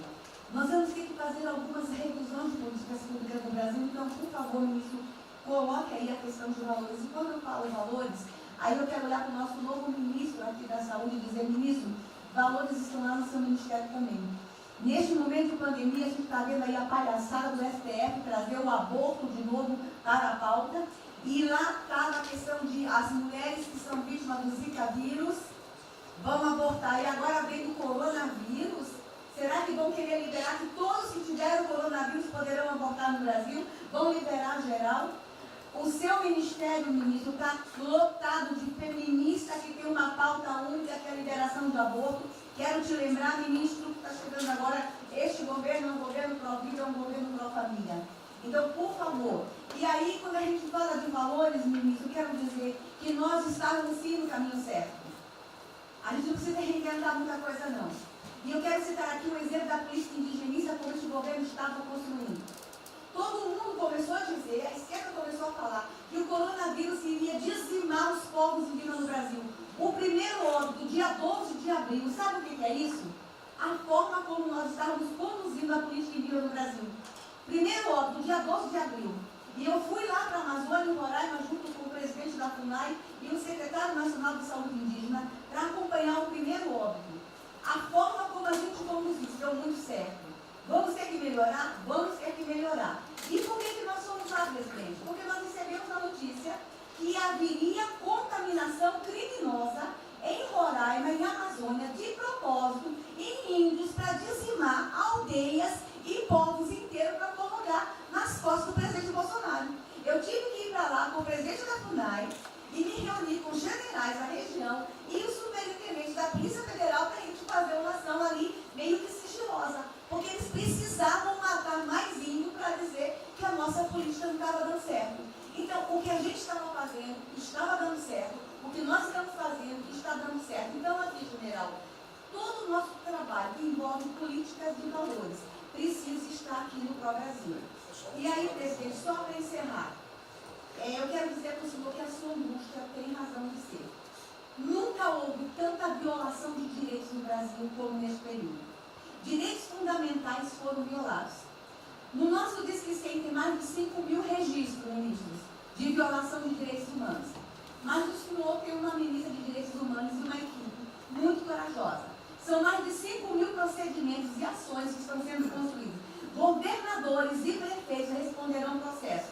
Idosos estão sendo algemados e jogados dentro de camburões no Brasil. Mulheres sendo jogadas no chão e sendo algemadas por não terem feito nada. Nós estamos vendo padres sendo multados em R$90.000 porque estavam indo da igreja com 2 fiéis. A maior violação de direitos humanos da história do Brasil nos últimos 30 anos está acontecendo neste momento. Mas nós estamos tomando providências, a pandemia vai passar, mas governadores e prefeitos respondem reunião de governadores e prefeitos. E nós estamos subindo o tom. E discursos estão chegando. Nosso ministério vai começar a pegar pesado com governadores e prefeitos. Nunca vimos o que está acontecendo hoje. Se eles falavam que nós éramos violadores de direitos, eles estão. Inclusive, o governador Wellington agora, ontem, determinou que a polícia poderá entrar nas casas. Vocês não imaginam o que ele vai fazer. Poderá entrar assinou. A polícia poderá entrar na casa sem mandato. Então, assim, as maiores violações estão acontecendo nesses dias. Então, nós estamos fazendo enfrentamento, mais de 5 procedimentos. O nosso Ministério já tomou a iniciativa e nós estamos subindo, inclusive, a prisão de alguns governadores. Então, está aí algumas respostas. Valores. Posso por favor. Valores. Posso falar? Pode falar. Vamos ver mais. Houve aqui uma apresentação, uma representação do ministro Paulo Guedes, que a senhora vai receber mais dinheiro. Obrigada. Ministro Marcelo, obrigado, vou ser bem breve também. Primeiro, parabenizar o ministro Braga Neto pelo... Eu queria só deixar uma coisa seguinte, eu fico bem, cara. Não é trabalho meu, é trabalho da equipe e eu roubei ideia de um tanto de gente. Eu roubei ideia aqui, ali, eu roubei ideia, tá? Eu aproveitei a ideia, eu só coordenei. Um cronograma importante do projeto, obviamente, todos os ministérios, como o Ministério do Turismo, também já estão finalizando até amanhã esse programa de retomada. E, presidente, o turismo, obviamente, ele tem uma importância muito grande para a economia, o Paulo Guedes sabe disso, mais de 8%, ou seja, quase 10% do PIB nacional é turismo. E o presidente falou que vai extinguir o Ministério porque o turismo acabou. Agora precisa do Ministério mais do que nunca, presidente. O turismo ele vinha numa crescente muito importante. O ano de 2019 cresceu 2,6%, enquanto a economia cresceu 1%, gerou 163% a mais de emprego do que o ano de 2018. E, obviamente, no meio dessa pandemia, foi o primeiro a ser impactado de forma brutal. O Rogério Marinho sabe bem disso e nos ajudou muito aí. Quero aproveitar para agradecer o Paulo Guedes, a Marinho também nos ajudou muito nesse processo, de contemplar, ou seja, de ter um plano de ação que viesse evitar o desmonte do setor do turismo, porque grande parte das empresas do turismo passou de um fluxo de caixa de 100 para 0 de um dia para o outro. Então, ações como a suspensão de contrato de trabalho, o ministro Moro também agradeço, teve uma ação fundamental para o setor, que foi uma medida provisória que contemplasse ambas as partes, tanto o consumidor quanto as empresas, através da Senacom, o que impediu judicializações em massa, porque aquela pessoa que comprou o ingresso de um show ou um pacote turístico, ela, se fosse para cima das empresas ainda para pedir o reembolso de imediato, isso seria catastrófico, geraria mais desemprego ainda. Então, essa medida provisória garantiu que as empresas pudessem ter um fôlego, um prazo aí de até 12 meses para fazer esse reembolso. Um terceiro ponto foi a questão dos créditos, que está terminando de ser fechado junto ao BNDES. Agradeço muito aí também o Montesano, a Caixa Econômica também, o Pedro, o ministro Paulo Guedes, que o entrave maior estava na questão das garantias, mas a gente está conseguindo finalizar esse modelo de crédito para contemplar a todos, desde o MEI ao micro, pequeno, médio, o grande empresário no Brasil do setor turístico. O setor, presidente, ficou muito feliz, se sentindo contemplado com todas essas ações e medidas por parte do governo federal. O setor do turismo no Brasil fizeram cartas com as principais associações agradecendo a postura do governo federal em relação a isso.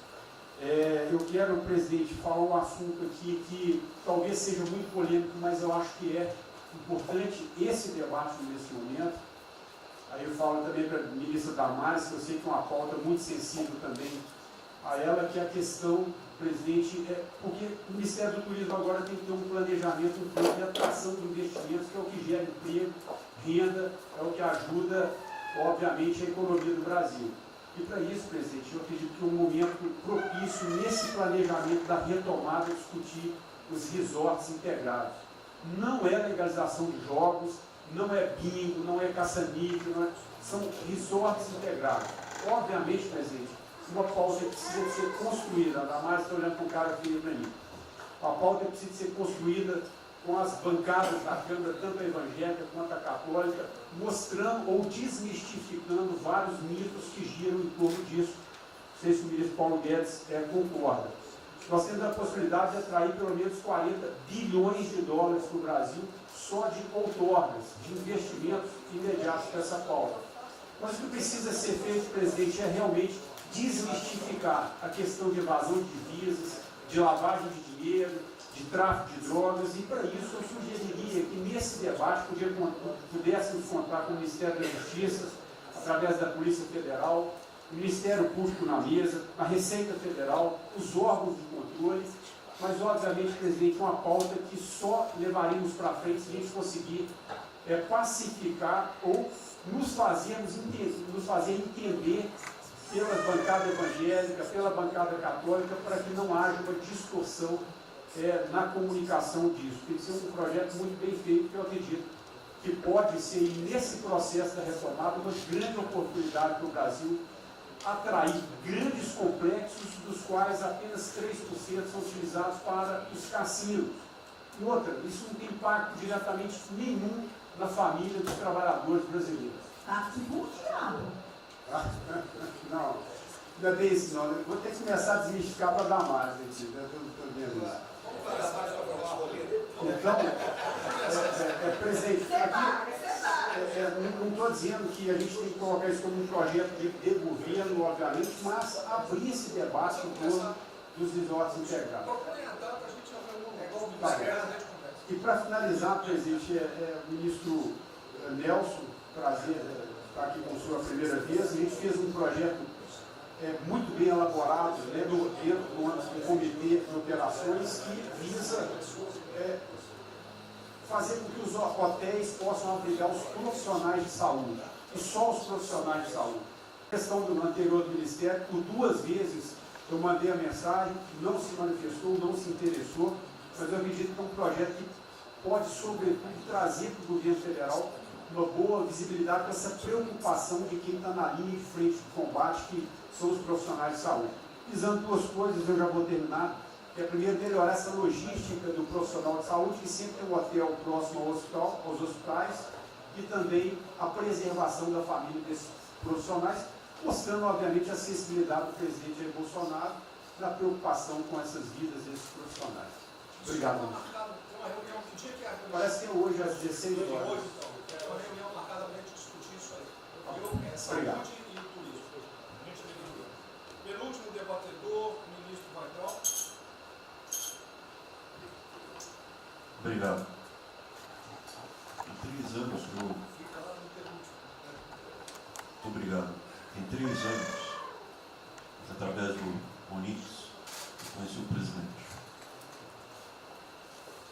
Nesses 3 anos eu não pedi uma única conselho, não tentei promover minha carreira, me ferrei na física, ameaça de morte, na universidade, e o que me fez, naquele momento, embarcar junto, era a luta pela liberdade. Eu não quero ser escravo nesse país, e acabar com essa porcaria que é Brasília. Isso aqui é um campo de corrupção, de privilégio. Eu tinha uma visão extremamente negativa de Brasília. Brasília é muito pior do que eu podia imaginar. As pessoas aqui perdem a percepção, a empatia, a relação com o povo. Se sentem inexpugnáveis. Eu tive o privilégio de ver a mais da metade aqui desse time chegar. Eu fui secretário executivo do ministro Onix.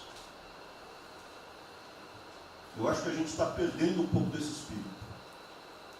A gente está perdendo a luta pela liberdade. É isso que o povo está gritando.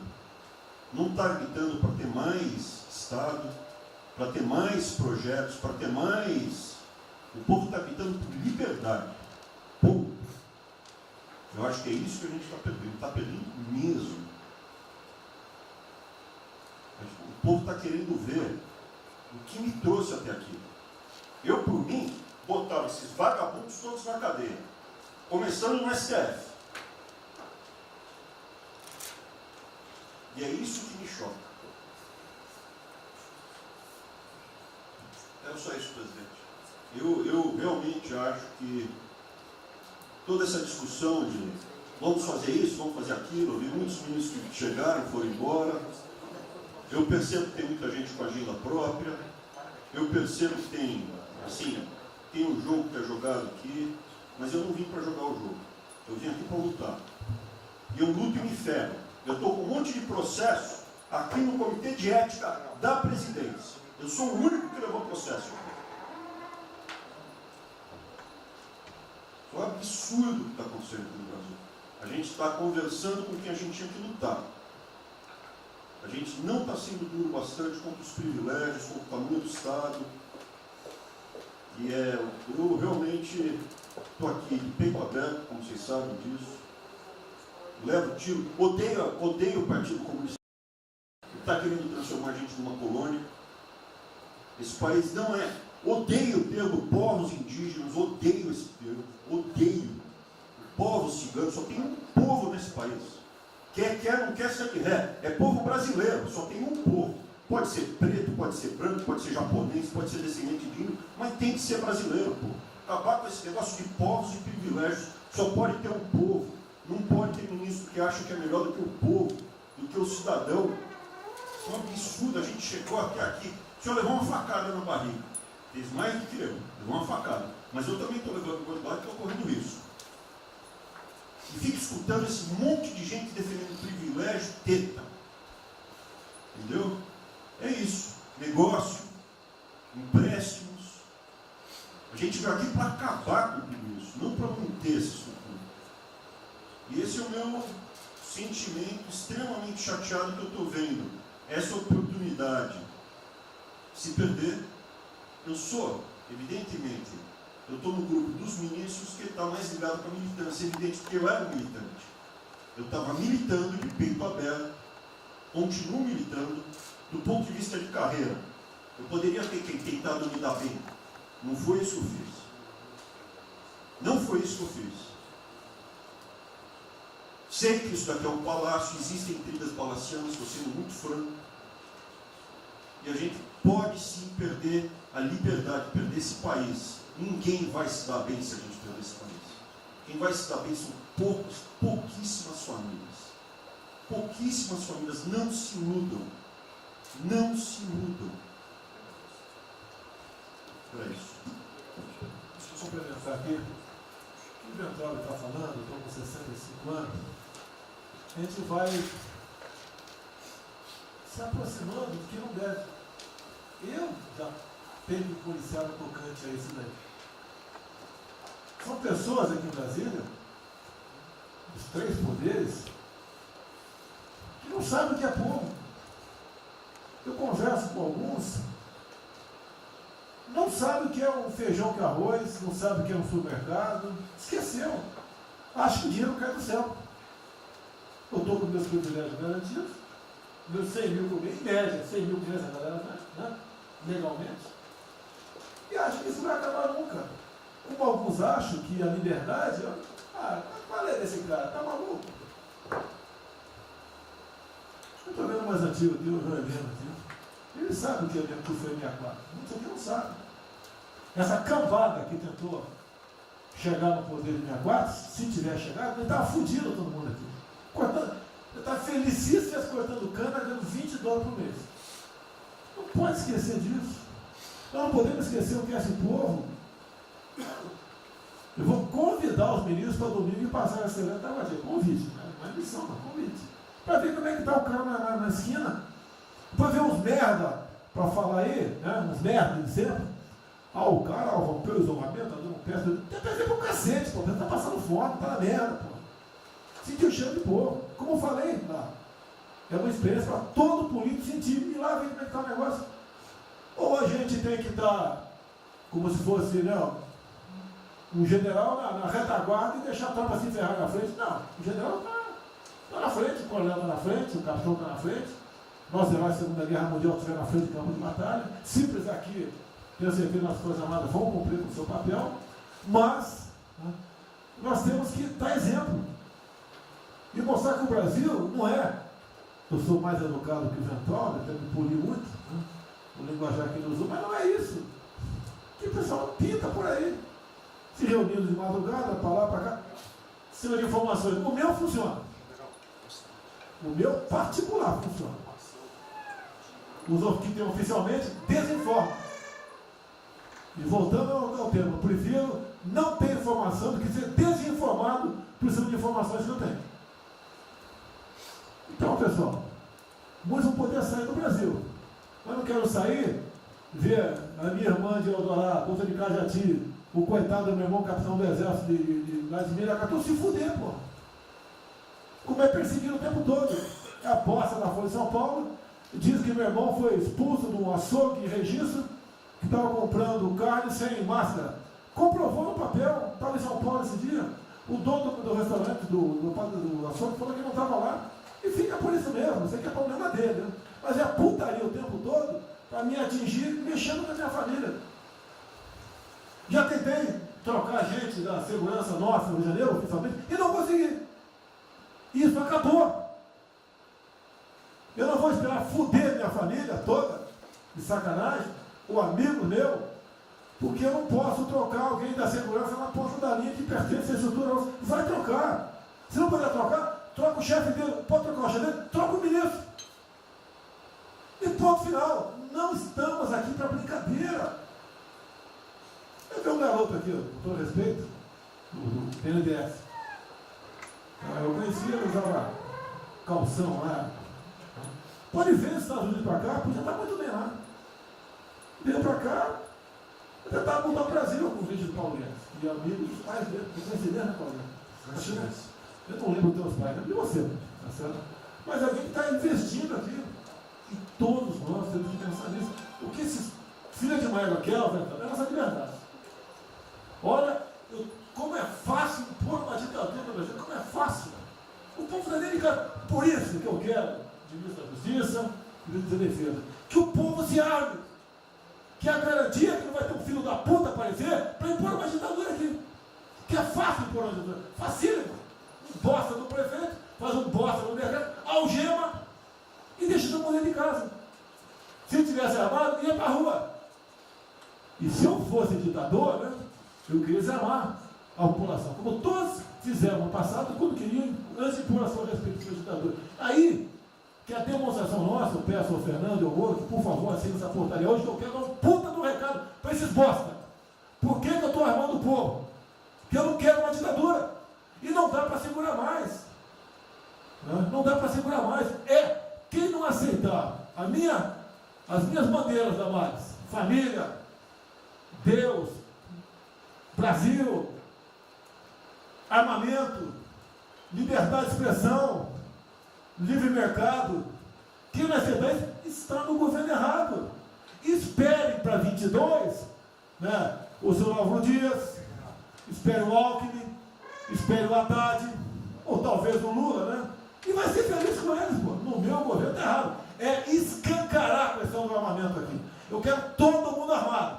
Que o povo armado jamais será escravizado. E que cada um faça, exerça o seu papel, se exponha. Aqui eu já falei. Pede o ministério quem for elogiado, pela Folha e pelo Globo. Pelo antagonista. Tá? Então tem certos blogs que só tem notícia boa de ministro, não sei como. O presidente é uma porrada, o ministro é elogiado. A gente vê por aí. O governo tá, o ministério está indo bem, apesar do presidente. É pra puta que eu pariu, porra. Eu disse, cadê o time, porra? Trocamos o time, espero trocar mais ninguém, espero. Mas nós temos que, na linha do Van Traub, de forma mais educada um pouquinho, se preocupar com isso. Que os caras querem é a nossa hemorroida, é a nossa liberdade. Isso é uma verdade. O que esses caras fizeram com o vírus, esse bosta desse governador de São Paulo, esse estrume do Rio de Janeiro, entre outros, é exatamente isso. Aproveitaram o vírus, está um bosta do prefeito lá de Manaus agora, abrindo cobras coletivas. Um bosta, que quem não conhece a história dele, procure conhecer, que eu conheci dentro da Câmara aqui do meu lado. Né? E nós sabemos a ideologia dele e o que ele prega. E que ele sempre foi. O que está aproveitando agora, um clima desse, para levar o terror no Brasil. Né? Então, pessoal, por favor, se preocupe, que é mais importante que a vida de cada um de vocês, que é a sua liberdade. Se não me preso, não vale porra nenhuma. Bom, presidente, esses valores, esses princípios, e o alerta do Ventral é válido também, como sua evocação, é que realmente nós estamos todos aqui por esses valores. Estamos aqui por esses valores. Nós não podemos esquecer disso. Nós podemos conversar com todo mundo aqui, porque é o establishment, porque nós precisamos dele para provar coisas, mas nós sabemos que nós somos diferentes. Nós temos noção que nós somos diferentes deles. E quando eles cruzam a linha, a gente solta a mão e sai andando sozinho. Enquanto eles estiverem no trilho conosco, no caminho, fazendo as reformas que nós prometemos, nós estamos juntos. Mas que o cara soltou a mão, passou para o lado de lá, deixa o cara sozinho, a gente continua sozinho, vai procurar outra conversa, em outro lugar. Então, eu acho que manter essa ideia que nos trouxe aqui, e eu tenho dito isso em todo lugar, e lá fora, eu converso, semana passada eu conversei com os ministros da Fazenda de G20, conversei com os ministros também de Economia dos BRICS, e a mensagem que eu levo é sempre a mesma: o Brasil vai surpreender o mundo.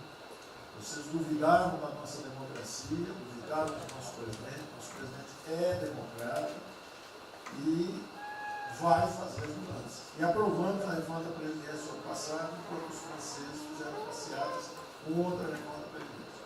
Agora, não é uma coisa, por exemplo, nós vamos continuar aprofundando as reformas, nós vamos seguir.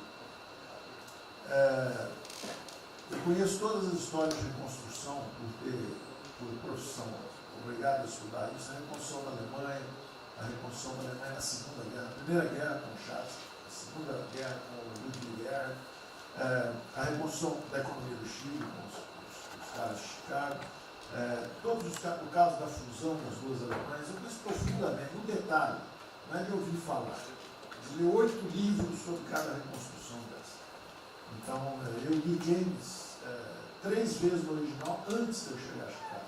Então, não tem música, não tem dogma, não tem blá blá blá. Tem estudos sobre todas as ocasiões. E nós demos uma demonstração disso quando nós estávamos indo numa direção norte, com as reformas estruturantes, e de repente, em 3 semanas e meia, nós fomos para o sul. Nós fomos elogiados hoje lá fora, semana passada, todo mundo elogiando, fazendo referência, que o Brasil está à frente de todos os emergentes, e Paris passou ali, só está atrás um pouquinho dos Estados Unidos. Os Estados Unidos está naquele caso, que é um cara que tem a moeda forte, emitiu $1 trilhão para cada problema que ele tem e ninguém reclama. Fizemos vários programas antes dos alemães, vários programas antes dos ingleses, vários programas, de todo tipo. Então, se não existe algo aqui, é dogma. Existe capacidade de trabalho com um grupo extraordinário que eu tenho. Então, nós atacamos em todas as direções. Primeiro, o campus foi lá e reduziu os compulsórios em 200 milhões. Logo depois, nós não tínhamos espaço constitucional, fizemos antecipações de benefícios e diferimento de impostos, porque não tinha espaço constitucional. Logo depois, tivemos espaço pelo Supremo e pelo Congresso. Entramos nas constitucionais, gastamos 300 e poucos bilhões, que não é muito. Tem uma ideia, o último déficit do governo Temer foi 160. Nós gastamos 300. Não gastamos tanto assim, mas atingimos 50 milhões de brasileiros, como diz lá o Pedro. 70 milhões de brasileiros. Lançando essa camada para os mais frágeis, pegamos os idosos, pegamos as empresas, microcrédito, depois de 0 a 360 mil, depois de 360 a 10 milhões. Montamos um comitê de bancos, estamos lá com o Montezano agora fazendo justamente a reestruturação. Não vai ter molezinha para a empresa aérea, para nada disso. É dinheiro que nós vamos botar usando a melhor tecnologia financeira lá de fora. Nós vamos botar dinheiro, vai dar certo, nós vamos ganhar dinheiro. Nós vamos ganhar dinheiro, usando recursos públicos, para salvar grandes companhias. Agora nós vamos perder dinheiro salvando empresas pequenininhas. Então nós estamos fazendo tudo by the book direitinho. Na conversa com os ministros da Fazenda lá de fora, eu disse que nós estamos com um déficit extraordinariamente alto esse ano, da mesma forma que eles, está todo mundo na mesma direção, só que nós caímos no chão, dá uma confusão, tiro, porrada e bomba, mas nós não perdemos a busca. A gente cai, levanta e sabe para onde nós temos que ir. Nós não vamos perder a busca. Nós sabemos dos valores, sabemos dos princípios, sabemos o que nós estamos defendendo. Estamos defendendo liberdade, liberdade econômica, liberdade política. Nós sabemos o que nós estamos defendendo. E estamos agora, no meio dessa confusão, derrubando a última torre do inimigo. Uma coisa é que nós vamos fazer a reconstrução e a nossa transformação econômica. A outra coisa são as torres do inimigo que a gente tinha que derrubar. Uma era excesso de gasto com a Previdência, derrubamos assim quebrando. A segunda torre era os juros estão descendo e vão descer mais ainda. O Campos tem o mapa já, estamos descendo. Então, para ter uma ideia, o ano passado, para esse ano, 120 bilhões a menos de juros. Um plano marcha por ano, sem de juros a menos. Então nós sabemos, e é nessa confusão toda, todo mundo está achando que estão distraídos, abraçaram a gente, enrolaram com a gente, nós já botamos a granada no bolso do inimigo. 2 anos sem aumento de salário. Era a terceira toda que nós tínhamos que derrubar. Nós vamos derrubar agora também. Isso vai nos dar tranquilidade de ir até o final. Não tem jeito de fazer um impeachment se a gente tiver com as contas arrumadas, tudo indica. Não tem jeito, não tem jeito. E o presidente está no ponto futuro. Porque o presidente falou assim, tudo bem, tem a primeira onda que é a da saúde, mas tem a segunda que é da economia. E uma vem agarrada com a outra. Nós estamos ainda tentando sair da primeira, a segunda já está querendo bater. Eu ainda acho que nós estamos preservando os sinais vitais da economia brasileira. Ela, para mim, ainda é um urso hibernando. Baixa sua energia para zero, consumo de energia para quase zero, só respira. Mas quando você sai da luta, você sai para comer o primeiro bicho não passar, você tem força.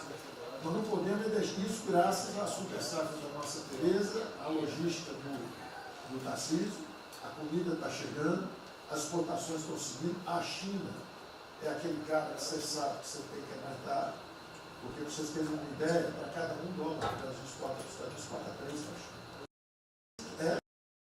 Você sabe que ele é diferente de você sabe que geopoliticamente você está do lado de cá. Agora você sabe o seguinte, não deixa jogar fora aquilo ali não, porque aquilo ali é comida nossa, né? Estamos exportando para aqueles caras. Não vamos vender para eles, é um político nosso. Mas vamos vender a nossa soja para eles. Isso a gente pode vender à vontade. Eles vão comer. Eles vão comer. A Índia também vai precisar comer. Vai ser o trading da água. Eles vão dizer que é a melhor trading da água. Um dia alguém comentou comigo, acho que foi o Campos, não foi, Campos? Foi. É o trading da água. Quer dizer, os caras precisam de alimento, não tem água, nós temos muito mais água que eles têm. Então eles vão ter que abrir mão da agricultura para fazer outras coisas e nós vamos poder exportar para eles também. Então nós temos um mapa de voo bom, nós temos uma equipe jovem, preparada, todo mundo trabalhando junto, e nós não vamos perder o rumo, nós não podemos perder o rumo. Então vai ter muita conversa, vamos para cá, vamos para lá, vamos fazer isso, vamos fazer aquilo, não vamos perder o rumo não. Pode dar vestimento, bota perucadora, passa batom vermelho, faz uma opção de coisa que for necessária politicamente, mas não vão perder o rumo econômico, não, nós sabemos onde nós estamos indo. Então, eu estou só dando uma mensagem de tranquilidade para todo mundo aqui, que é o seguinte, nós não estamos fazendo nada exótico, dogmático, nada disso. Nós estamos indo numa direção, fizemos o que o mundo inteiro fez, em 3 semanas e meia, nós fizemos o que o mundo inteiro fez, só que nós não vamos perder o rumo, não. Nós sabemos para onde nós vamos voltar já já. Tá certo? E se o mundo for diferente, nós vamos ter capacidade de adaptação. Por exemplo, eu já tenho conversado com o ministro da Defesa, já conversamos algumas vezes, quantos 200 mil, 300 mil, quantos jovens aprendizes nós podemos absorver nos quartéis brasileiros? 1 milhão? 1 milhão a R$200, que é o Bolsa Família, R$300, o cara de manhã faz calistenia, aprende civil, organização social, como é que é o OSPB, organização social e política, né? Faz ginástica, canta o hino, bate continente de tarde, aprende a ser um cidadão, aprende a ser um cidadão, disciplina, usar o tempo construtivamente, voluntário para fazer estrada, para fazer isso aqui. Sabe quanto custa isso? R$200 por mês, 1 milhão de cada, 200 milhões, pô. Joga 10 meses, 2 bi, isso é nada. Então nós vamos pegar na reconstrução, nós vamos pegar 1 bilhão, 2 bilhões e contrata 1 milhão de jovens aqui. A Alemanha fez isso na reconstrução. Aí você também quer fazer estrada, precisa de 3, 4 milhões a mais, tem um orçamento de 8, toma aqui seus 4 milhões. Isso não faz falta. Não faz falta. Não é isso o problema. A mesma coisa o nosso programa do jogo, lá nos recursos integrados, não tem problema nenhum, são milionários, executivos do mundo inteiro. O cara vem, fazem convenções, olha, o turismo saiu de 5 milhões de Singapura para 30 milhões por ano. O Brasil recebe 6. Uma pequena cidade recebe 30 milhões de turistas. O sonho do presidente de transformar o Rio de Janeiro em Cancún, maior dos reis em Cancún, aquilo ali pode virar um raio. Entendeu? A mesma coisa a Espanha. Espanha recebe 30, 40 milhões de turistas. Isso é uma cidade da Ásia. Macau recebe 26 milhões hoje na China. Só por causa desse negócio. É um centro de negócio. É só maior de idade. O cara entra, deixa a grana lá, que ele ganhou anteontem, ele deixa aquilo lá, bebe, sai feliz da vida. Ele ali não atrapalha ninguém. Ele não atrapalha ninguém. Deixa cada um se fuder. Deixa o presidente fala de liberdade. Deixa cada um se fuder do jeito que quiser. Principalmente se o cara é maior, vacinado e bilionário. Deixa o cara se fuder. Lá não entra nenhum brasileirinho. Não entra nenhum brasileirinho desprotegido. Se a CGU tiver como controlar a entrada e a saída do dinheiro. Isso, então vamos lá. Se não tiver como lavar dinheiro sujo. Então, só para terminar as observações também finais ali, o Campos falou duas coisas também interessantes. Então, o Campos falou duas coisas interessantes ali. Uma é o seguinte: o estrangeiro para vir para fazer investimento, eu recebi um embaixador, já reportei isso para o presidente, eu recebi um embaixador dos Estados Unidos e ele veio conversar conosco. E a mensagem maior dele era uma só. Assim, olha, nós queremos um bom ambiente de negócio. Nós vamos colocar centenas de bilhões de dólares. O mundo inteiro quer investir no Brasil. Agora nós precisamos de um bom ambiente de negócio. Simplificação de impostos, segurança jurídica, coisa desse tipo. Né? Então, o secretário do Comércio americano, que é o Wilbur Ross, o cara me disse o seguinte: eu só tenho um conselho para vocês. Vamos aderir ao GPA, que é o General Purchasing Agreement, que é o seguinte: é um acordo, nós com a entrada na OECD, nós assinamos esse acordo, e esse acordo diz o seguinte: não pode haver nenhuma compra governamental sem transparência. Acabou. Então não basta a gente fazer isso, quer dizer, não vai fazer concorrência para concessão, privatização. Então nós já estamos na pista certa, já estamos indo na direção certa. Só uma informação sobre isso aí. Eu fiz uma reunião com o pessoal da CDE essa semana, agora foi semana passada, falando do nosso interesse. Eles falaram que já nos consideram da CDE. Sim. Tá? Então os ministérios, estou falando isso porque vários ministérios têm uma pauta a cumprir. Vamos continuar nisso porque vamos dizer, a impressão foi excepcional. Isso, só um dado aqui do OCDE, rapidamente do OCDE, não, o embaixador disse isso, o embaixador disse: nós não podemos perder a oportunidade do presidente está tão próximo aqui. Os nossos dois presidentes estão próximos. Nós não podemos perder essa oportunidade. O presidente da OCDE disse que realmente os Estados Unidos, que era, vamos dizer assim, tinha uma certa objeção, agora já está favorável. Ministro, é só um dado: a OCDE, 90% dos países que hoje integram a OCDE já contam com os resorts integrados. Os outros 10% são muçulmanos. 88% tem um ensino domiciliar. Então a gente vai entrar com a MD hoje lá, tá? Vamos escolher. Vamos escolher. Pronto, obrigada.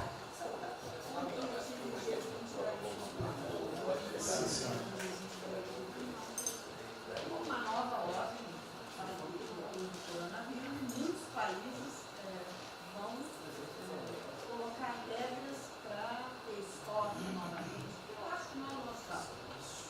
Nós temos que ter acesso ao mercado, mas nós precisamos incentivar o turismo. É o único produto que o Brasil não é autossuficiente. O resto, se amanhã quiser fechar, temos 2 milhões. Nós temos 2 milhões, certamente. Mas nós temos 2 milhões de hectares na linha Mato-Piba, prontos, inclusive com a Embrapa, com variedades super produtivas para poder investir lá. Precisa de dinheiro. Uma última coisa: o dinheiro que volta, financiamento. Nós precisamos baixar os custos. A agricultura não aguenta 9% dos Sobre o Brasil não fala nada, não. O Banco do Brasil não está tudo em cobra. O Banco do Brasil não está tudo em cobra, porque não é privado nem público. Então, se for apertar o Rubem, coitado, ele é super liberal. Mas se apertar ele e falar, bota o juro baixo, eu não posso, senão a turma, os privados, meus minoritários, me apertam. Aí você fala assim, bota o juro alto, eu não posso, porque senão o governo me aperta. O Banco do Brasil é um caso pronto de privatização. É um caso pronto, e a gente não está dando espaço. Só já notou que o BNDES e a Caixa, que são nossos públicos, a gente faz o que a gente quer. O Banco do Brasil não consegue fazer nada, e tem um liberal lá. Então tem que vender essa porra logo.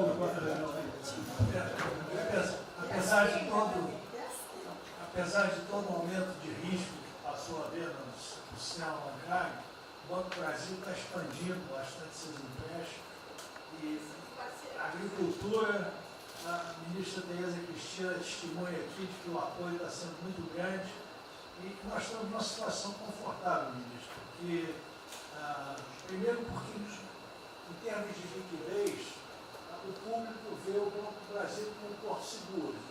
Então, nós não estamos tendo problemas que outros bancos estão tendo, de preocupação com a liquidez do banco, com a rigidez do banco.